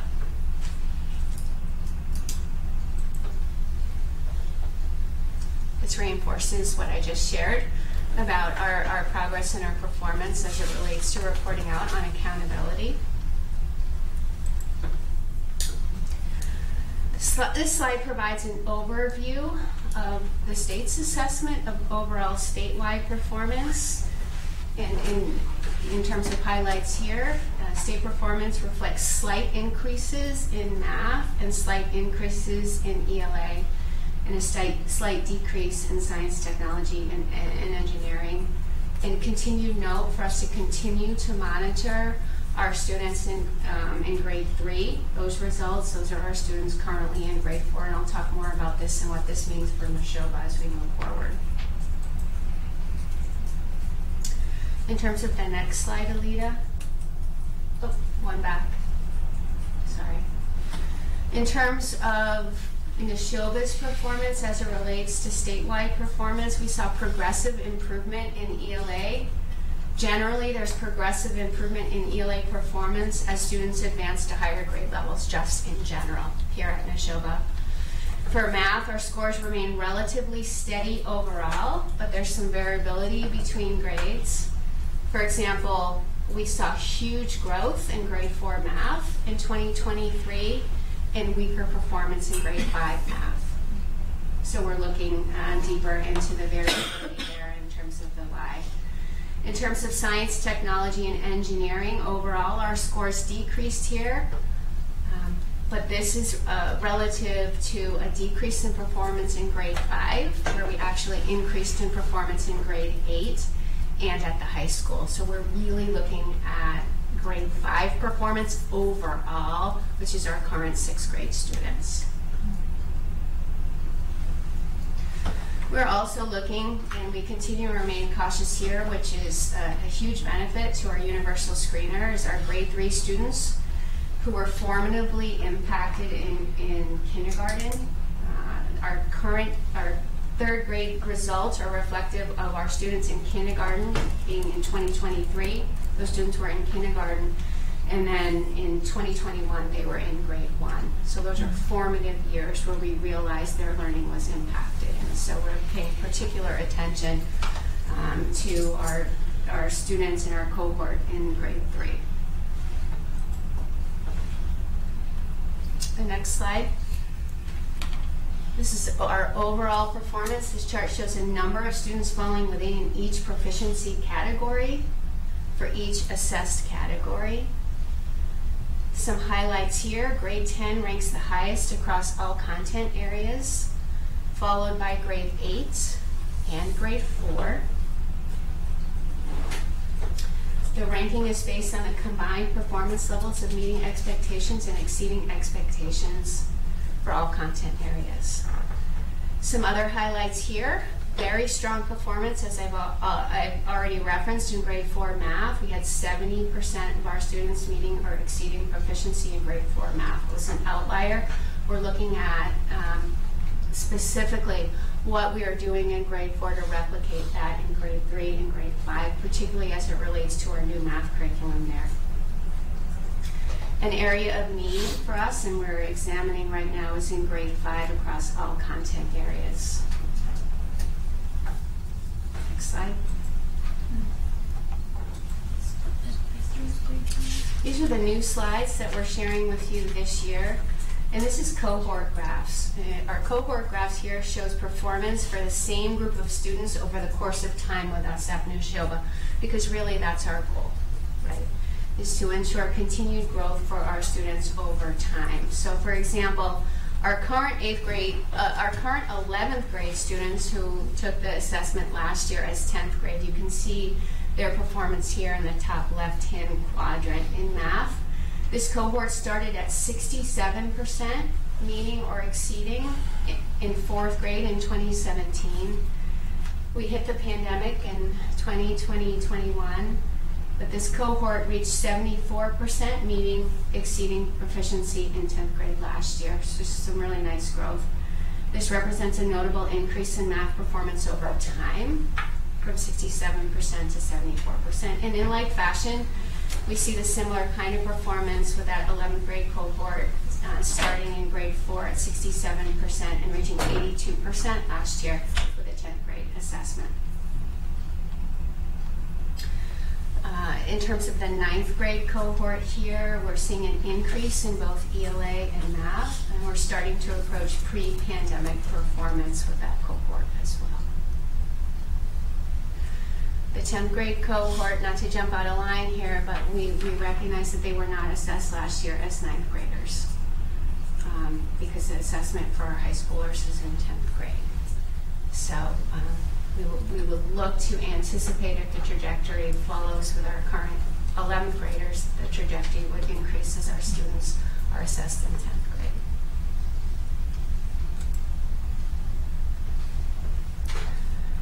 Next slide, Alina. So in terms of overall assessment here, what these graphs are showing us is for ELA, we see a trend of all cohorts coming back up since 2021, except again for grade 5, where they took a dip last year. So that would be as they were assessed.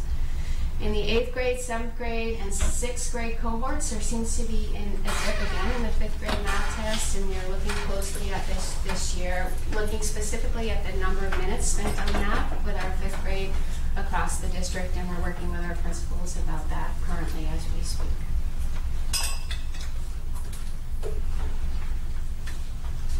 That's overall performance. And so I'm going to give some highlights about ELA and math and science, and then talk about next steps. So we've seen this graph before. This is the quadrant graph we have here, which shows student achievement versus growth by grade level, with a state growth achievement marker in the middle, indicated as the star.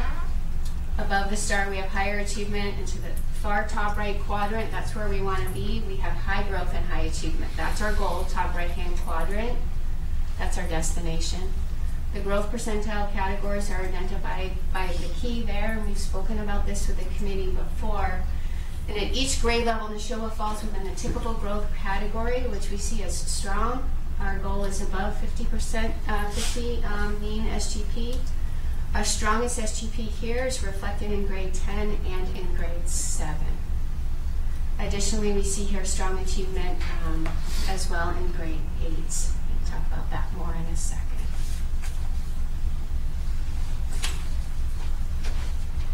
This slide shows our ELA performance since 2019. We're pleased to share that our grade 8 returned to its 2019 performance in 2023, so we can see the 70, 2019 and 2023. Grade 10 has demonstrated relatively stable performance over the years. And again, we have work to be done in grade 5, and we have continued optics in totality on grades 3, 4, and 5. And so our universal screening is going to help us with that, as well as the addition of our coaches and our PLC model too.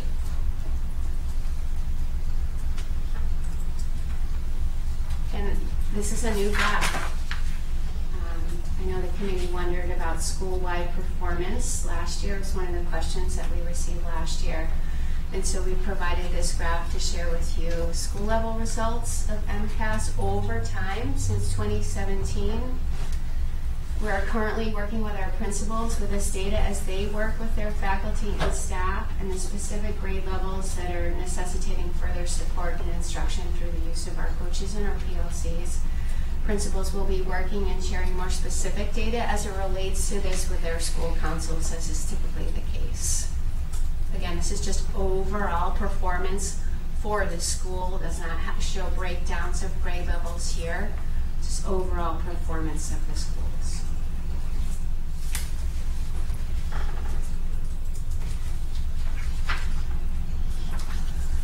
Just pulled out some ELA MCAS highlight analysis here.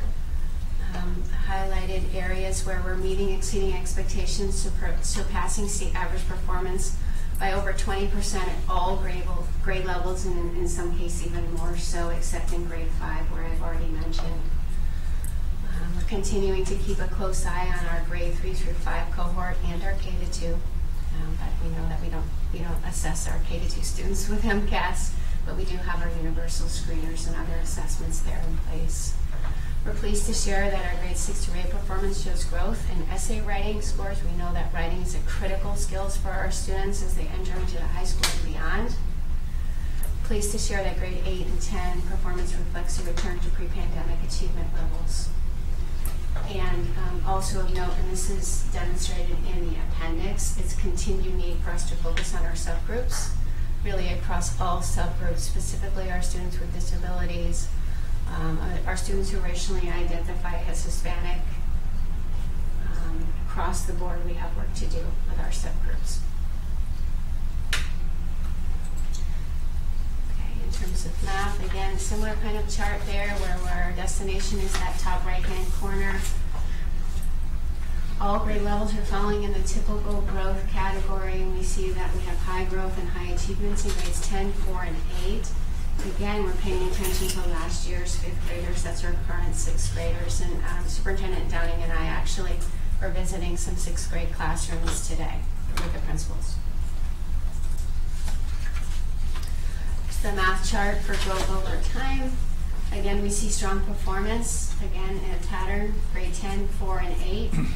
I mentioned already that just the outstanding performance in grade 4 with exceeding pre-pandemic performance.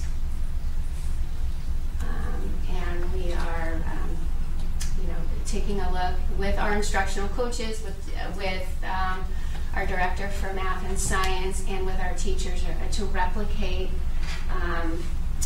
that great performance in grade 4 and grade 3 and 5 with our new math curriculum. Next slide is our school level results, which I've spoken to, and that we're working on with our principals, and they're working on with their faculty to dig in further about the why. Looking at this information alongside Renaissance Learning and what that's telling us as it relates to STAR Math and other assessments as it relates to pre-assessments and unit assessments with our curriculum.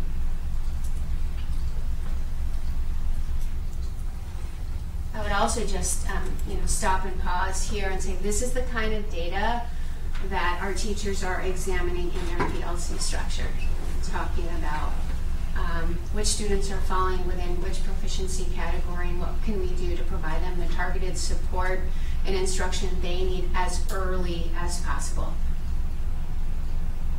And here's some math MCAS highlight analysis again. We're outpacing the state average performance, which we know is important, but we also know that's not necessarily about the state performances that we care about. We care about continual growth for our students in the district and want our students to be the very best that they can be, and we can be the best that we can be here at Nashoba. We are seeing signs of recovery, especially with the implementation of Bridges in Mathematics, and as it requires our students to become mathematical thinkers and communicators.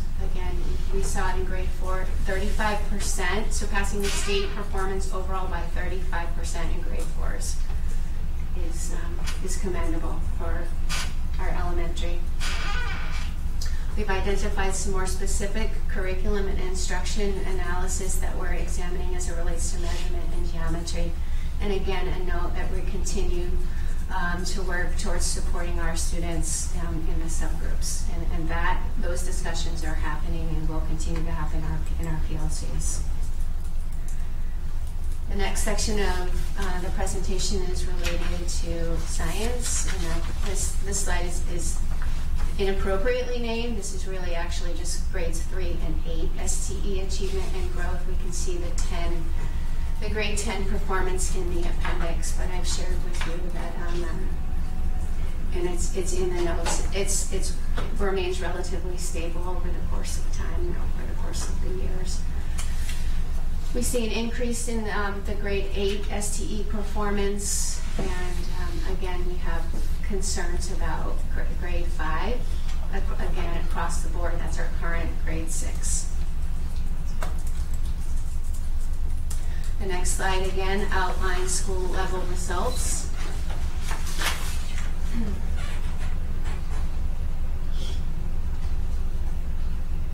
So where we see steep inclines and we see some steep declines, we know that overall, and many of the committee are educators, we know that we have some expected variability from year to year. But the conversations around curriculum, instruction, pacing, what's effective, all those questions that make our practice to improve. We're really excited, and I'll talk about this because this work is happening during our district-wide early release as we work to align our curriculum and map our curriculum and implement high-quality instructional materials. So where we see these steep inclines, those conversations are happening during our Job of Life early release time, but they're also, more importantly, further supported by our implementation of high-quality instructional materials, which the committee knows we're working towards in all content areas.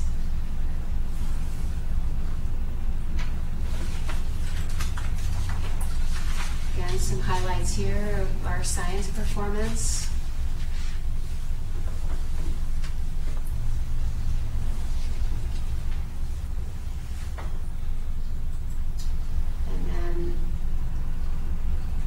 The last section of the presentation is related to our next steps, which for us are the most important.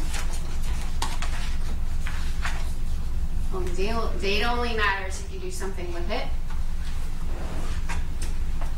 And so, as the committee is aware, we were placing all of our energies around the alignment, development, revision, and evolutionizing of our curriculum K-12. It's happening at every grade level and in every content area, with a focus on deeper learning and deeper assessment, particularly with a focus on student engagement and transfer. Students being able to take their learning from one content area, one skill, and be able to transfer that across disciplines, across concepts, to apply their learning. This year, our K-5 group will work on the mapping and development of K-5 social studies and science. This work has not, it's not happened in a while in terms of focusing on K-5 science and social studies, speaking frankly.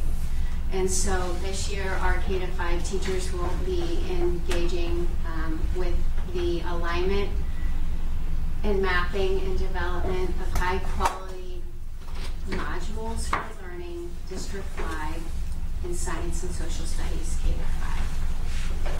know that we are implemented K-5 mathematics, high quality instructional materials for math K-5. We're engaged in our curriculum review for phase 1 for literacy this year. As we're working on that, we're focusing on science and social studies. Continued mapping and development of our 6 through 12 content areas across all disciplines, across all domains, again with a focus of deeper learning, deeper assessment, the reconceptualization of rigor, student engagement, and transfer of learning. I addressed everything else on that slide. I've referenced year 2 of our Bridges in Mathematics implementation. We are focusing on assessment and also the integration of 2 new tools for our teachers for math, K-5, and that is our Bridges Intervention Kits and our Concept Quests, which is an extension of Bridges for our students who are ready for extension and enrichment. And that's happening this year. In collaboration with our principals, we're reviewing our current grades 3 through 5 schedules. In fact, we're reviewing all of our schedules, but particularly our 3 to 5 schedules with a lens specifically on time for math and science instruction. We're leveraging our instructional coaches for math and literacy to engage in taking a look at this data with our teachers, being the pedagogical experts that they are, and facilitating those conversations in those cycles every 6 to 8 weeks to talk about how students are performing and what they need. Continuing with our implementation, which we had shared with the committee last year, is very exciting. Superintendent Downing and I were in 2 science classes today where we saw Open SciEd in action, a 6th grade science class and an 8th grade science class. And we saw evidence of student thinking everywhere in that room. We're supporting our Nashoba administrators and our high school department heads with training on analyzing teaching for student results through research for better teaching, and that's going to be beginning next month.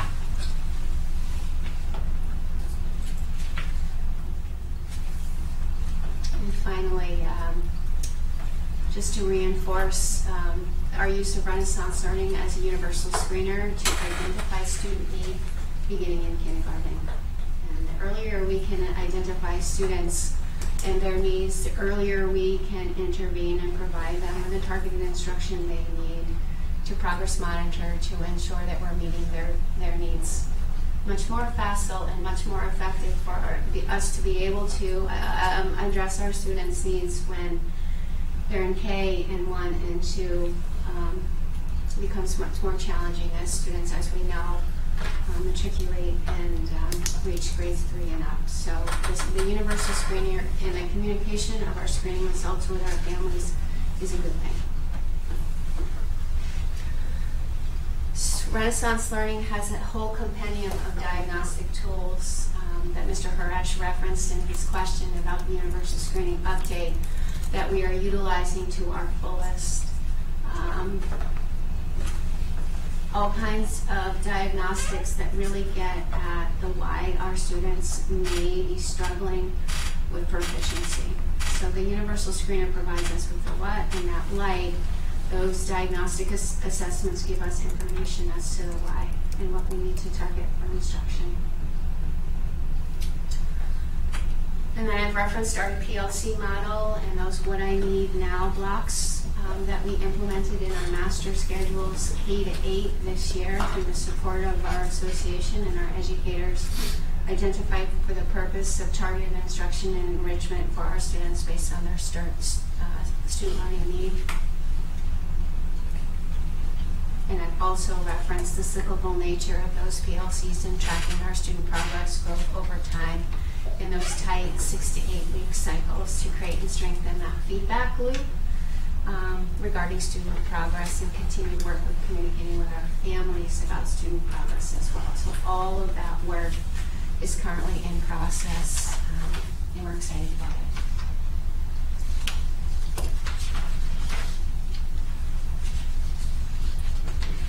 I'm not going to speak to the appendix unless I'm asked to speak to it. But we will say that there's so much information there. was provided you in the form of an appendix, just so you can digest it yourself. Or we can go through it and dismiss it too. Wow, my head feels like it's gonna explode. Yeah, that's a lot of information. Thank you, though, Laura. What questions do we have? Let's go down the line and start with Dana. So I'm not surprised at all by the third grade data. I have a third grader, so not that anyone needs reminding, kindergarten ended early, first grade was hybrid, second grade we rolled out an entire new math program. So third grade I feel like was kind of, that was tough for sure. But to speak to the grade 5 classes that you have kind of concerns about, what was the class size data for that? Because I thought I remember at one point at Center, the class size, like there was 3 classes for grade 5 that year because they had shifted kids down, or teachers down to grade, might have been 1 at the time, because that class size was so huge. So they changed the sections. I think you had done that before you left, Ross. I'm trying to remember the actual. I know, I was trying to find the email from you, but it's just too long ago. But it did. It had shifted all of how many sections were for grade 5, and I thought that was the section that kind of got the shaft with only 3. Sorry, is that inappropriate? No. Okay, sorry. That has year the spreadsheet. There were 87 students in grade 5, and 21, 22, 23, and 21 students. Okay, and so but the class sizes increase after grade 3. I think don't we have from the ratio? The ratio from K to 3 is supposed to be what, 22 is the max, but then it shifts after grade 4 and to 5, so it can be higher. At grade 3, our ratios are 1 to 22. We started this practice in the FY 23 school year. Okay. Because that was the analysis that was done in the FY 22 school year. Yep. All the classes at Center School were 22 and below, except for 2 kindergarten sections and 1 5th grade section. All of them were 22 and lower. Okay, except for 2 kindergarten and 1 5th. Yeah, kindergarten was 23, 22, 23, 22 that year. No, kindergarten. 5th grade. 5th grade. In 5th grade, it was 21, 22, 23, 21. And so those ratios, you try to keep 1 to 22 throughout K through 5? It doesn't change? K to 2, it's 1 to 24, grades 3 and up. 3 and up, okay. I think some other factors we're exploring are curriculum alignment. The state also declined in grade 5. We're looking at time on learning specifically as it relates to math and science. And just instructional practices. Where was the misalignment, and what are the skills that our students who are currently in 6th grade, right? So you're addressing the 5th grade, and then what do our current 6th graders need to?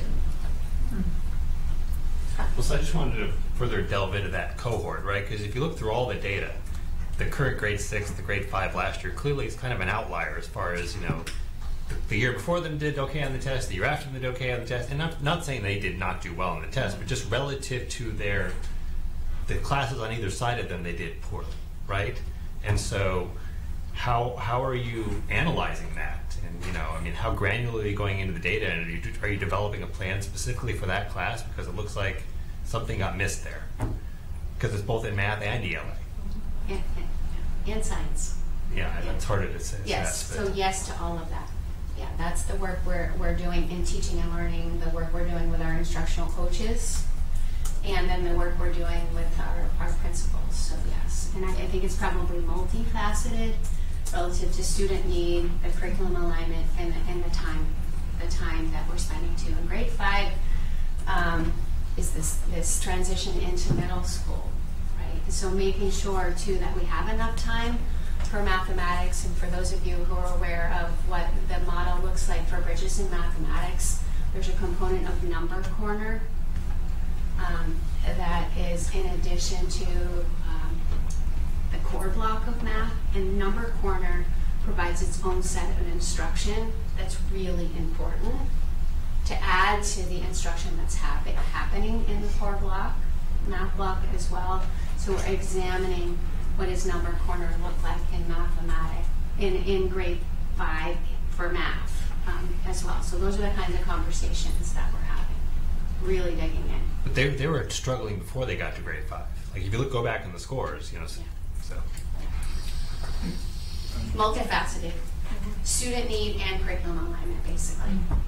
One of the places where I'm curious right now with MCAS and the results that we're seeing is this is our second year back to a full implementation from MCAS after only doing a partial in 21, no test in 20. The next gen MCAS it was born and launched in 2019.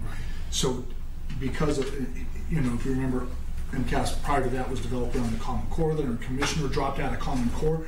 So the test itself is the dynamics in the design of that we're curious about, which is why bringing in our universal screening assessments internally to our district and delivering with that to fidelity gives us a reference mark to investigate the very kind of things that you're talking about as well.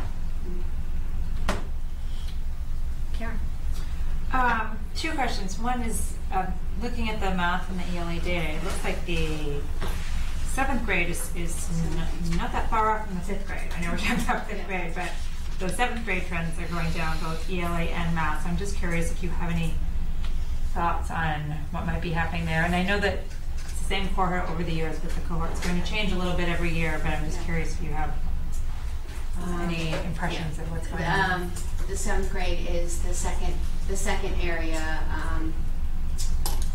that's reflected in terms of a need for a further look. Of course, every grade level, every content area, we want to prioritize, but yes, we're specifically looking at our math curriculum, 6, 7, and 8, especially as our students who are coming out of elementary school and the kinds of experiences they're having with big ideas is our math curriculum at the middle school. Is that meeting the needs? We're looking at the curriculum lens, the alignment lens, and then student need. So particularly in math, 7th grade math is an area that we're exploring too. And it's happening right now. So our coaches are looking at the math MCAS data, the ELA MCAS data, alongside the universal screening data that we have, and having those conversations specifically as it relates to standards and skills in our teams. That work is just beginning. It's just beginning. Can I ask a question about the WIN block? Is that okay, since it's come up a couple times? Yeah. I just want to make sure the vision in my head is actually what WIN looks like in the school. So I understand it's what everyone needs, that's what they're getting in that intervention block. So and that those determinations are being made during the PLC and based on the data. So is that a block where it's essentially, what I kind of picture is like all hands on deck? So special educators, literacy specialists, classroom teachers, assistants are all available to target specific needs for specific groups of kids. Is that accurate? Is that picture accurate, or does it look different than that? That's our ideal. That's our goal. I mean, our teachers and our principals are working really hard to implement the new model. And I understand it's a new model. And we're in October, but that's the vision that we have shared with our principals, and that's the vision that our principals have shared with their faculty and staff to the greatest extent possible. And I would also include the coaches in there as well, in terms of all hands on deck. So do coaches actually work with kids, or are they more there to guide different instruction for other people? Okay. All right. Thank you. And the WIN block's just the elementary schools? Thank you. Yes. It's going to be kind of a longer-winded question, but it's truly only one question. I'm having a hard time understanding how you can make any firm conclusions from data from 2019 to 2023. So speaking to your comments and Superintendent Downing's comments, there are so many variables that happen in those years. There's developmental changes, there's programmatic changes, there's the shift and the adjustment to next gen MCAS, there was COVID. So I don't know if I would say, I'm not going to say it, but I just don't know how you can look at this and say, okay, here's where our target is, because there's just too many variables to sort of isolate that. And so my question is, are you using the 2023 data to affect specific change? In other words, are you saying, okay, 2023 data, here's what we've got, we need to do this? Or are we using the data as a metric and a tool to sort of measure how we're doing? Because it feels like a lot of those changes in curriculum instruction would have already been in place regardless of our numbers, right? I mean, they would have already been in place as part of the goals and part of the district vision. So can you kind of parse out anything that looks like a question in that? I'm sorry. It just feels like you can't take that data and say that, and so is that what you're doing? Are you saying, no, we can't do that, which is why we're using it as a metric to check in on how we're doing with our curriculum instruction changes? Right. And to, you know, where I work to start the presentation is one data point. And it's an important data point because it's a public, I mean, all data is important, right? Yes. It provides us with all kinds of information. MCAS is public, right? And as a parent, you're going to receive that information in the mail, and it's going to matter to you, right? So we take it, I mean, to the extent that it does for your family, right? Everyone's on their own continuum. But it's a data point that matters, and so we use it to be curious. We use it to look further, you know, to Mr. Powell's point and Ms. Devine's point. Yes, like what's going on in grade 5? What's going on in grade 7 math? You know, why did we have such an increase in grade 4? It shines a flashlight on areas for us to explore more. When we take that information, we take a look at our curriculum, we have conversations with teachers. Talk to us about number corner in grade 5. What does that look like? What do you need? How's it working and how do we know? Those are the kinds of questions that it helps elucidate for us to have with teams. And then we say, okay, now we're moving on. We're going to use this assessment to assess growth for our students, because that's the point. It's all about continual growth and achievement and proficiency for all students as they move from their point A to their point B. It's one data point. Well, it was a good answer to a very nebulous question, so thank you. Mr. Posey. Joe, any questions? No, ma'am. There you go. Amy. I have 2 questions. I have a feeling you might have one of my questions, so I'm going to start with I have more than 2 questions, but I'm going to try to just ask one. I feel like there was a lot of data out there, and I really appreciate sharing it in such detail with us. But when you get to the next steps that was listed in your presentation, you talk about curricula and feedback, I think, as 2 of the next steps that you are looking to take with all this data. I have a feeling that other members of the committee are going to talk about curriculum, and if they don't, please come back to me.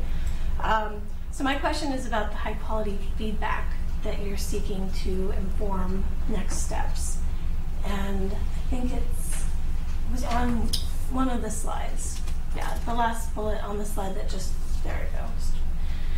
Evaluation feedback. Yeah. What, in addition to administrative feedback, what kind of feedback are you going to be seeking from students and families to help inform changes you might be considering? How is that part of the process?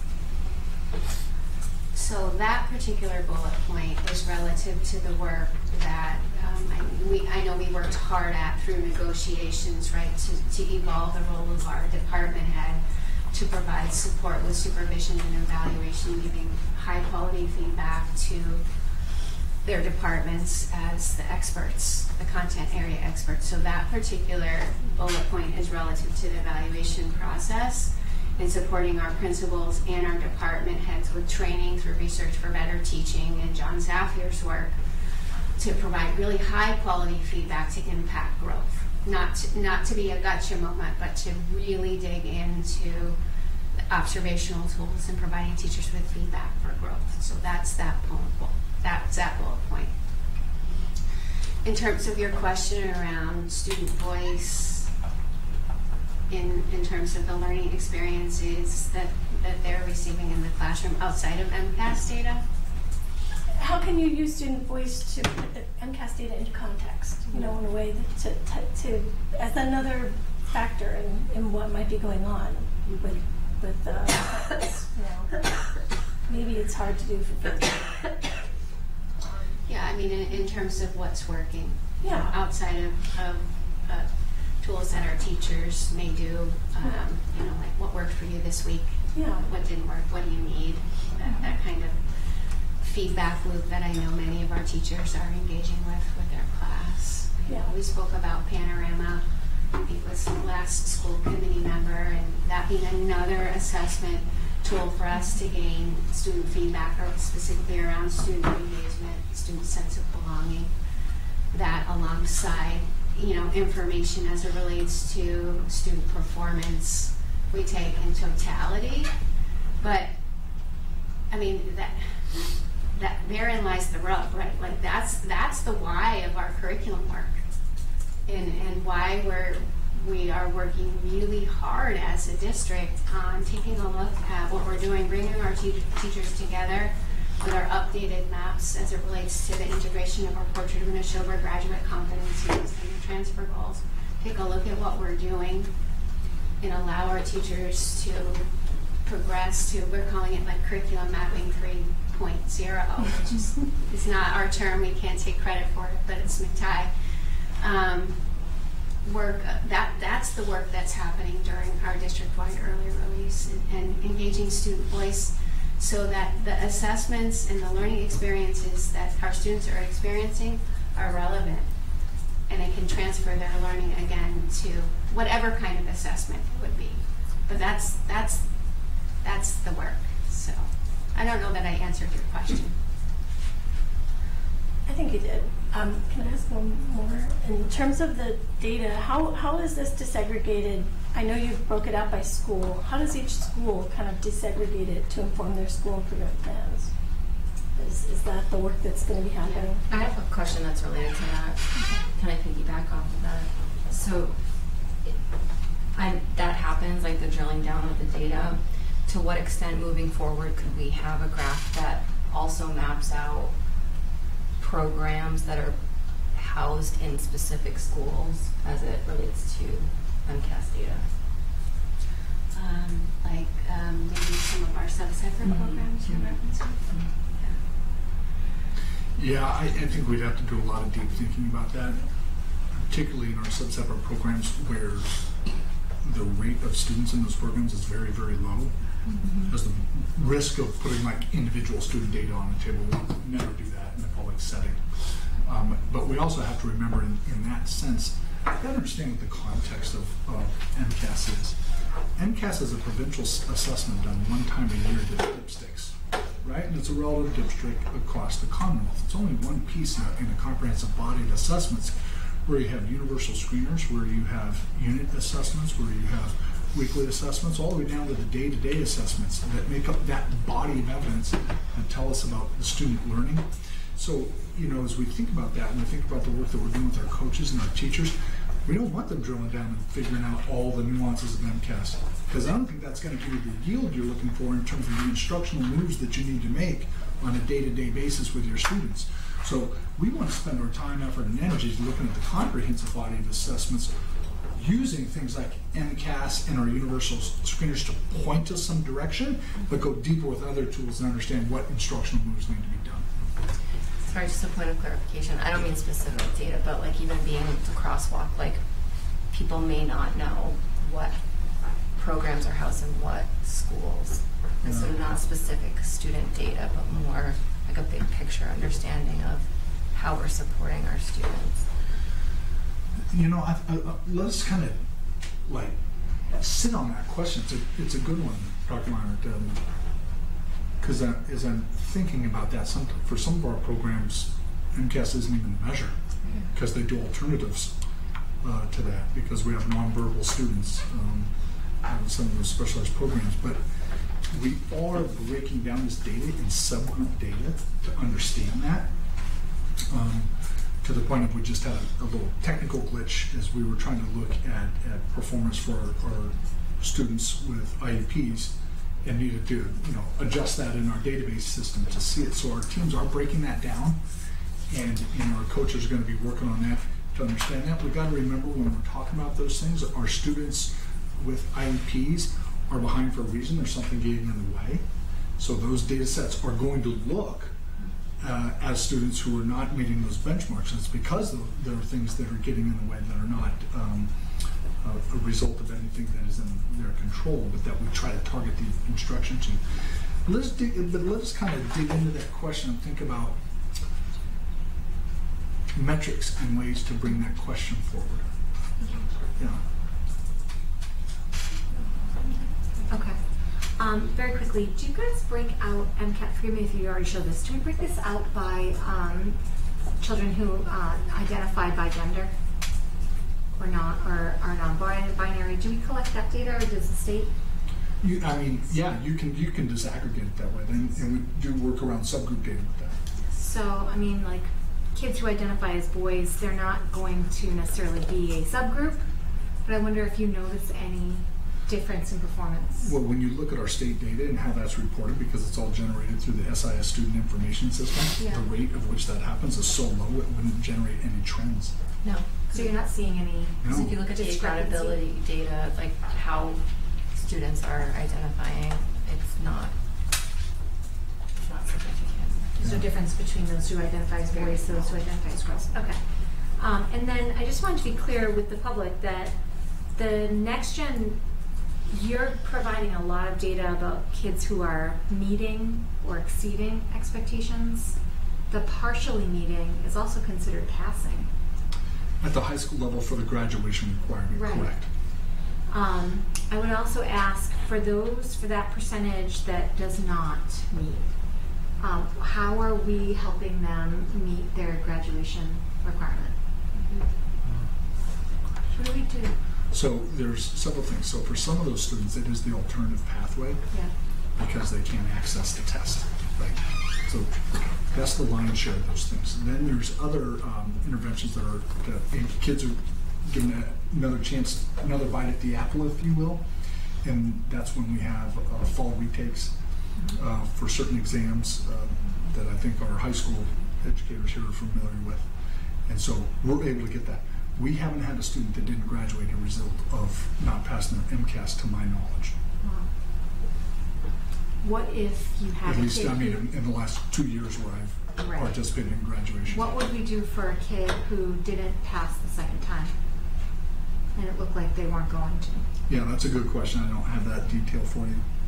I know the state has some solutions around it. Yeah, there's alternative pathways for that. So you can go with a competency determination pathway in that case, and there is a portfolio of evidence that you submit to the state to make that appeal.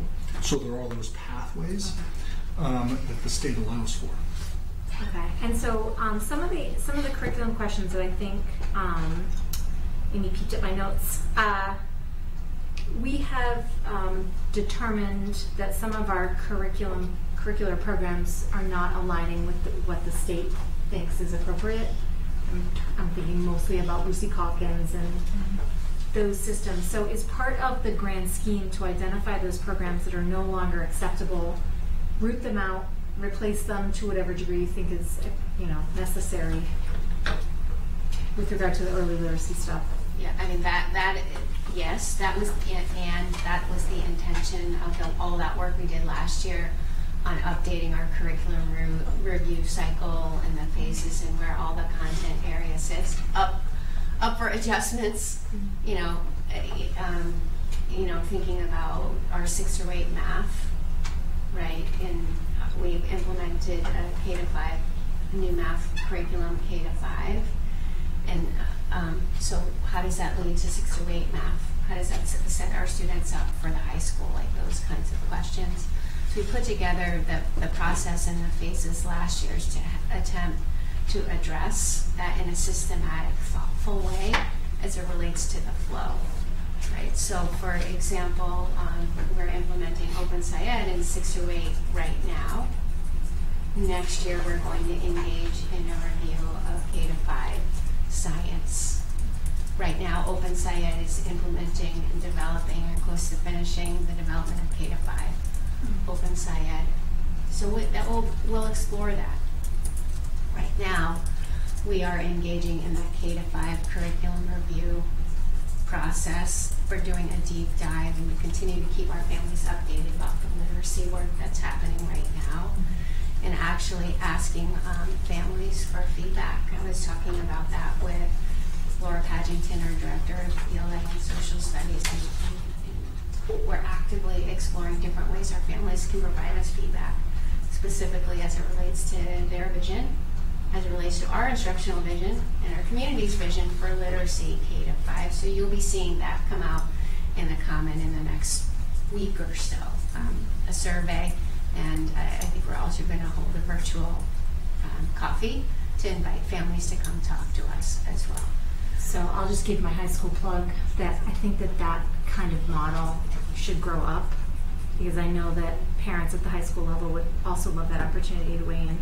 Right. So the committee is aware that we're engaging in the curriculum review cycle also for 9 through 12 science. So yesterday, Linda Peer, who's the department head at the high school, spent time at our middle school observing, talking with our middle school teachers and seeing Open SciEd in action, and working with Candace McBurdy, our director for math and science, and they're going to MAST together.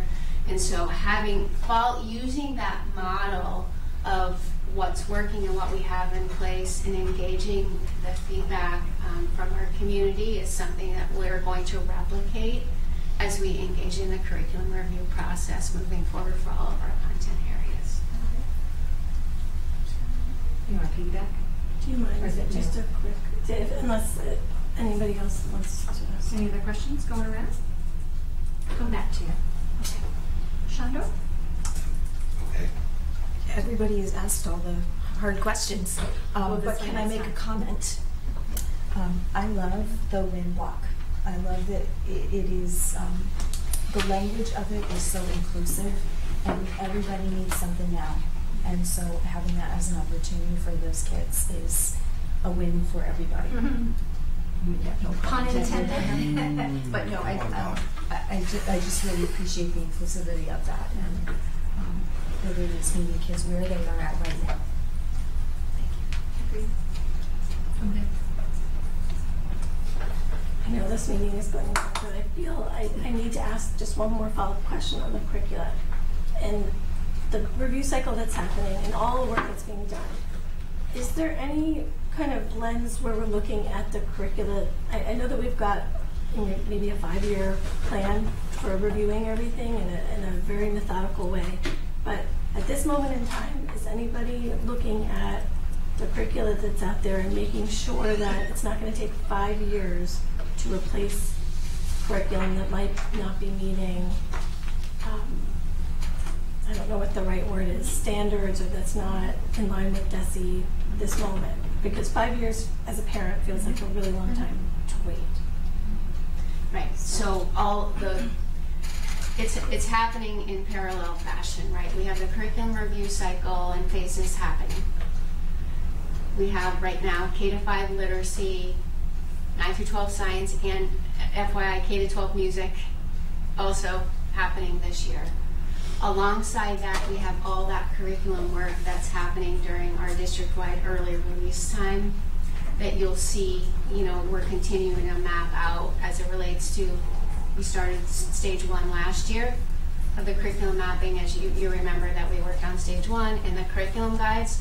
This year, our teachers are digging into 3 units, and I say 3, and I preface that with the teachers. It's like, how long does this essay need to be, right? Like, we don't feel comfortable saying 3, but we need a target. And if we're really evolutionizing our units, 3 is an audacious goal for our teachers to revamp, revitalize, evolutionize, align. And so that work is happening concurrently with our curriculum review cycle. So we're not waiting for a domain in 3 years to work on curriculum development. It's happening right now, and it will continue to happen. Does that answer your question? Yeah, thank you. That's the work that's happening during the district-wide early releases. Okay. Wrap it up. Just a quick little nuance, because I just want to be clear with the committee and anyone that's out there. Curriculum and curriculum materials are not universally the same thing. Okay. So as we hear things like Lucy Calkins, that's not curriculum. That's curriculum materials. So as we're thinking of our curriculum is built upon the Massachusetts state frameworks and memorialized in the 1,200 curriculum documents that you saw last year that were submitted to this committee. That's curriculum. It's the materials that are then leveraged to deliver that curriculum that are also being presented. All right, guys, we're going to move on from MCAS. Thanks, Laura. What a comprehensive presentation. I appreciate it as always. So, guys, next, we're going to talk about Kirk's superintendent goals. We are looking to take a vote on this, and so before we take a vote, is there anything that you guys want to put on the table? Anything that you're looking to discuss? Are we looking at last meeting's document then? Yeah, so the proposal that Kirk put before us, there are no changes? Nope. Okay. No updates or changes. So it's not in the meeting material for this meeting? Right, that's what I meant. Are we just looking at last meeting's document? Yes. So from September 27th, and we can add it to this meeting as well. I'm sure Alita wouldn't mind doing that. Just copy and paste it. So in the 27th meeting materials, the superintendent goals.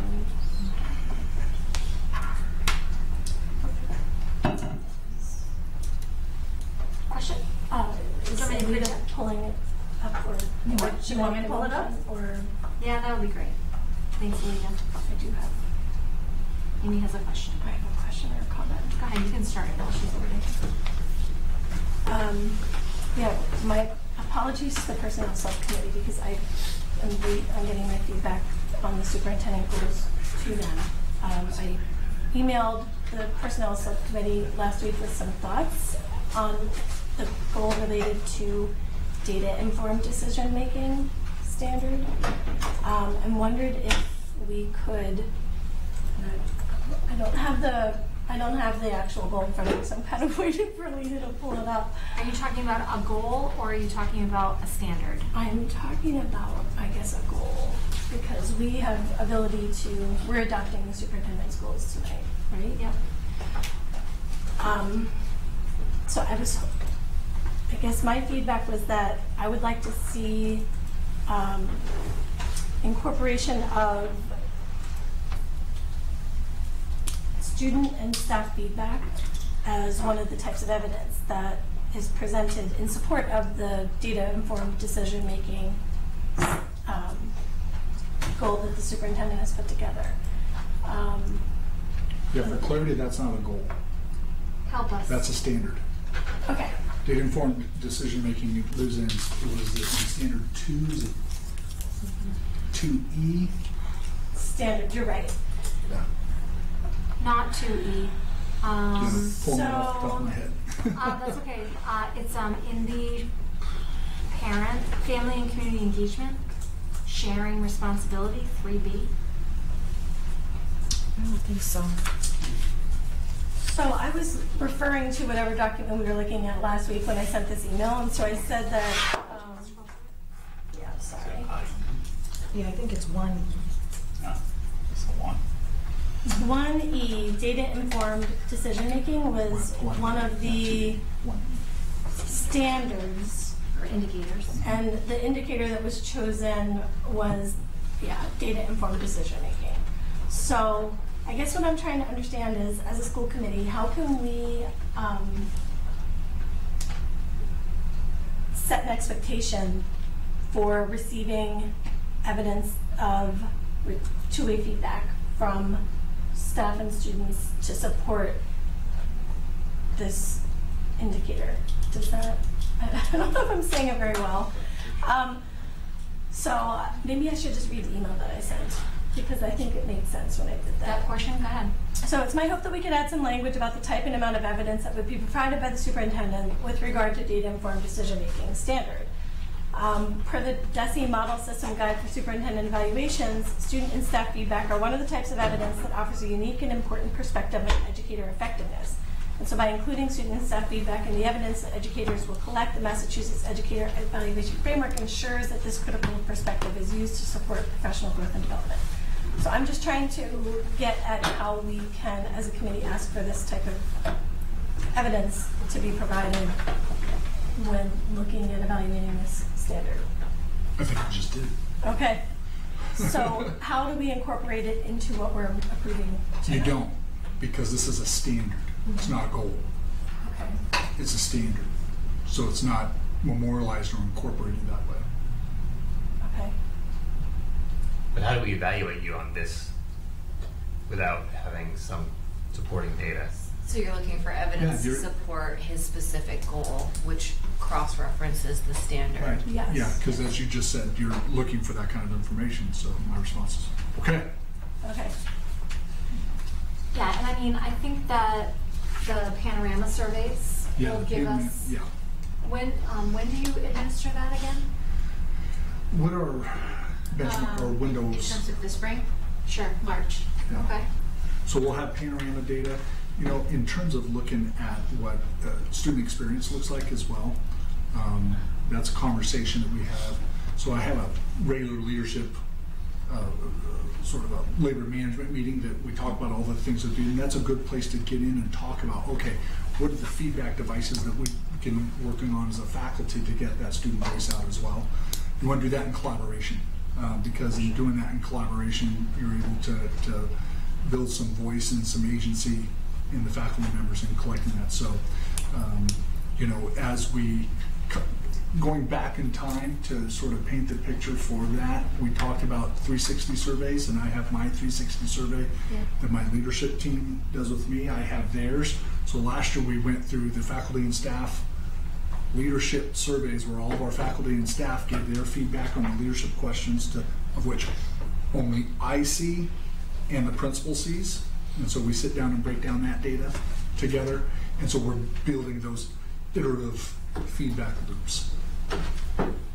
And I think that in an effort to keep the data non-threatening, which is key to people being able to gather and accept data and use it to make their practice stronger, we need to work in collaboration. Absolutely. But I think that the panorama data is limited in that it's school-wide. And so I think that at a certain point, our district needs to move to a place where we're able to understand student experience by department, by grade, by teacher. And perhaps that data is housed by teachers, and you know their evaluator doesn't ever see it. But what kinds of protocols can we work in that give teachers an opportunity to hear that voice and then, you know, reflect on how their practice can become stronger without it being threatening. So I think that's the balance that we'd love to see come online. Yeah. And you describe that in a way that almost matches the progression that we're walking towards. So, for instance, all of our departments at the high school this year, their student learning goals is geared toward and focused on student engagement and the data gathered through Panorama. So, you know, that's what I mean by the iterative steps that you build into those processes to build that agency. So it feels like maybe a multi-year process that we're building that capacity and that trust. It's a great example of one of those standards where we're going to be looking at that standard and say we're making progress in this area. We're working towards getting to those places, but it takes time.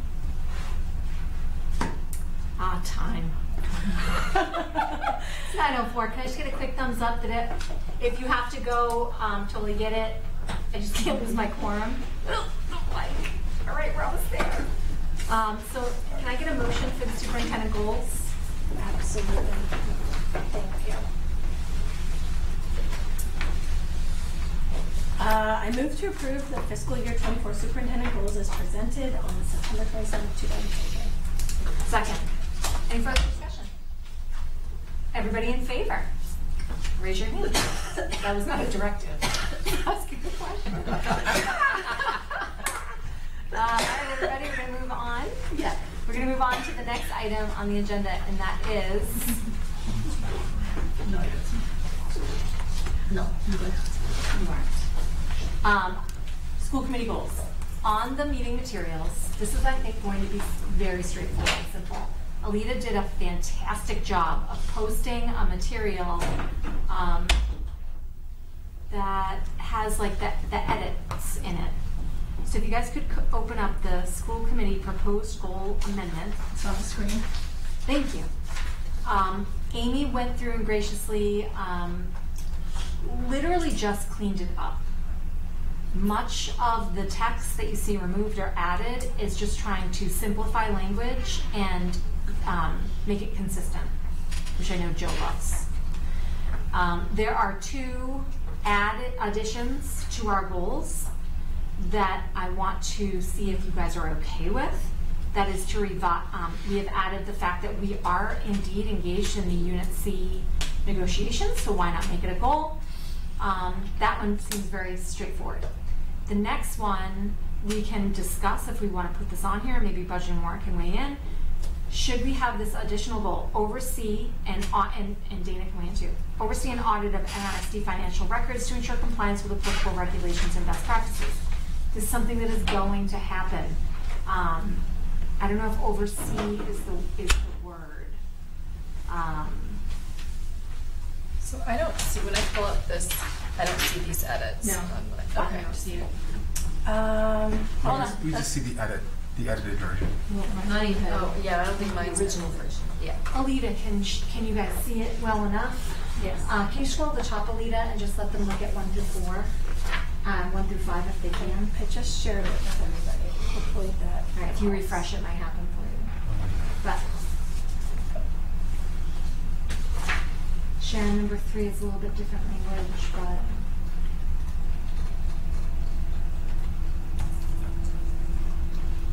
So 1 through 5, nothing is new other than cleaning up the language. Any questions on 1 through 5? Everybody's okay with that? Number 6, is everybody okay with adding this goal that is going to actually land on Amy because she's on the negotiation subcommittee? Everybody okay with that? Can I get a poll in the committee? Thumbs up if you're okay with that. Okay. And then 7, we can change the verb.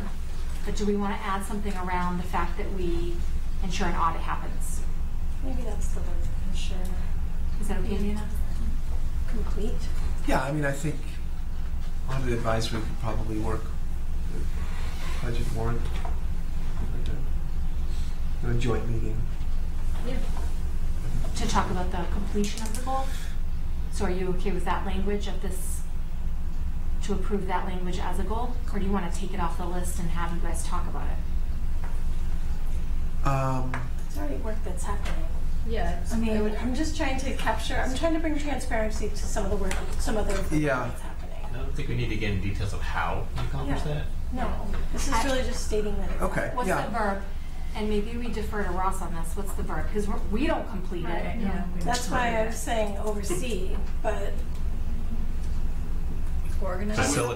I would strictly offer the language that's in the original agreement. Yeah. Okay. And that says, pursuant to the M.G.L, the committee shall solicit proposals and contract as an independent public accountant to perform an annual financial audit and make recommendations and shall receive the audit report in public session. Like what happened the last meeting.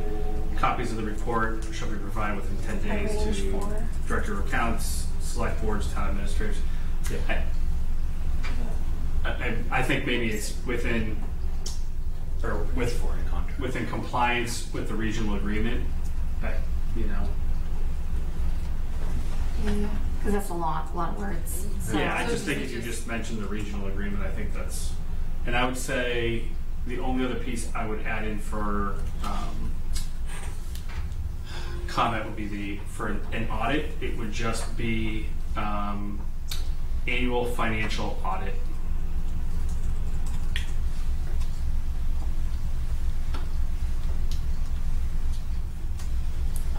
maybe then maybe all the the other- annual financial audit, since it's not a one-off.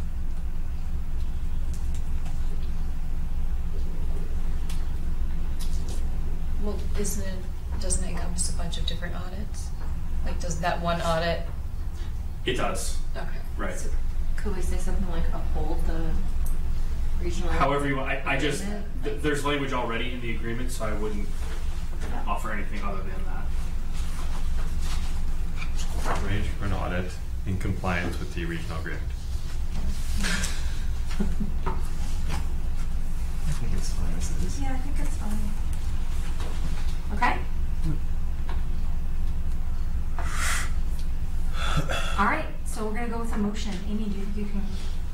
I move to accept the 23-24 school committee goals as amended. Second. Any discussion? All in favor? Raise your hand. Okay, thank you guys. Thank you guys. Thanks Amy for doing that. Guys, our next item on the agenda is subcommittee reports.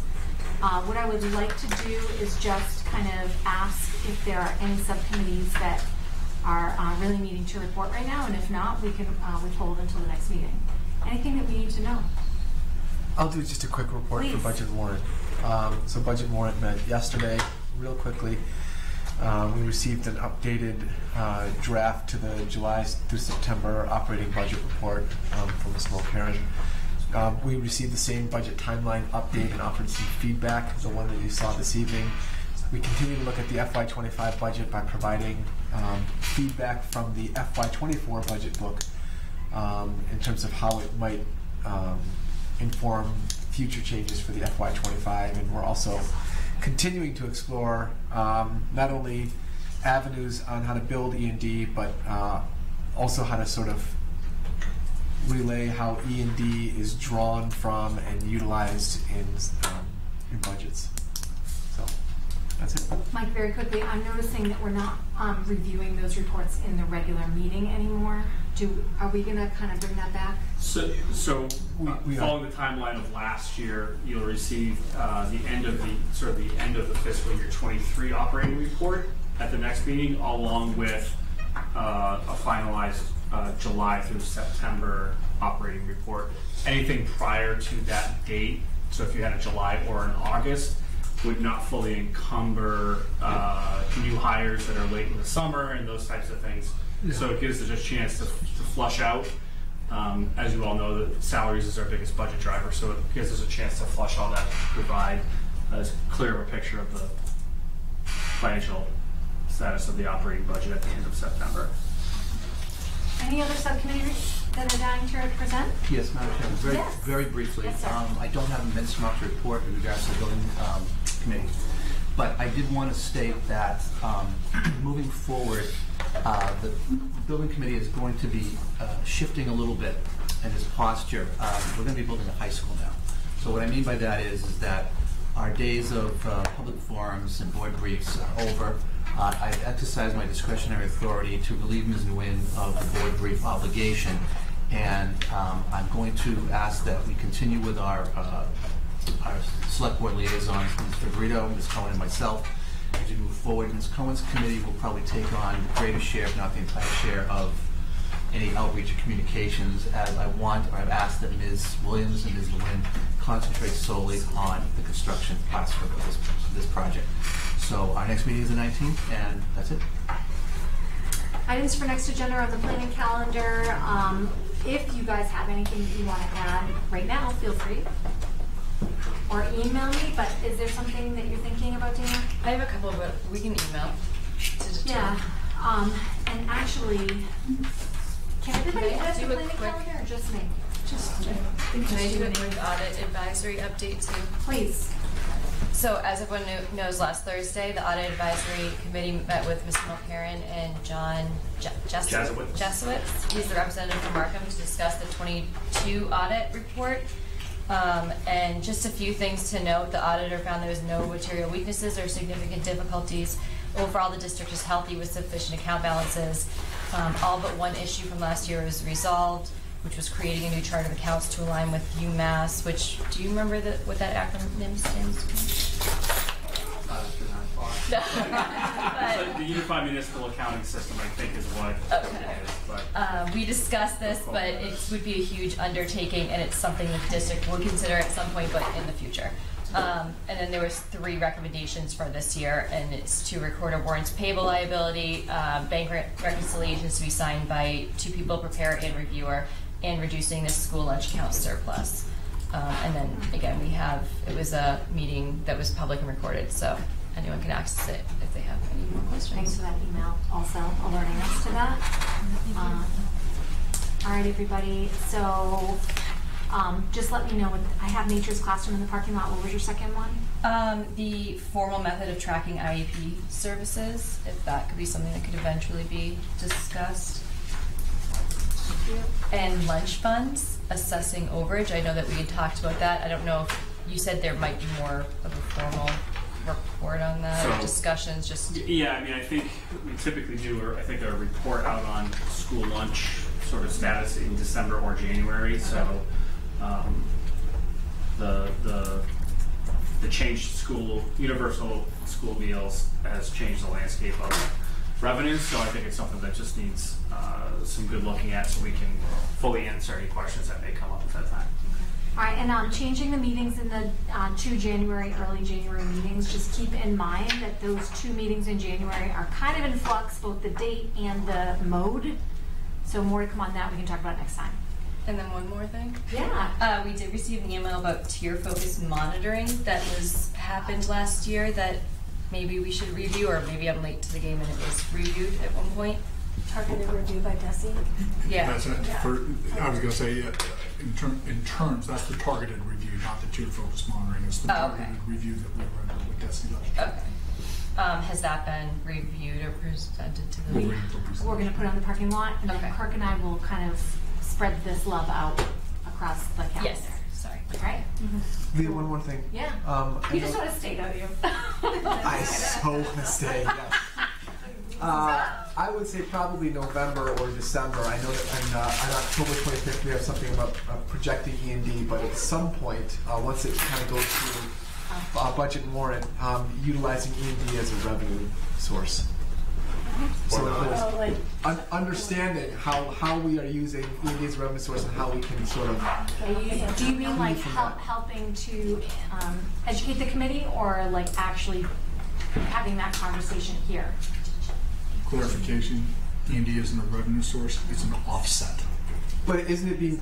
Okay, yes, but aren't we sort of treating it de facto as a revenue stream?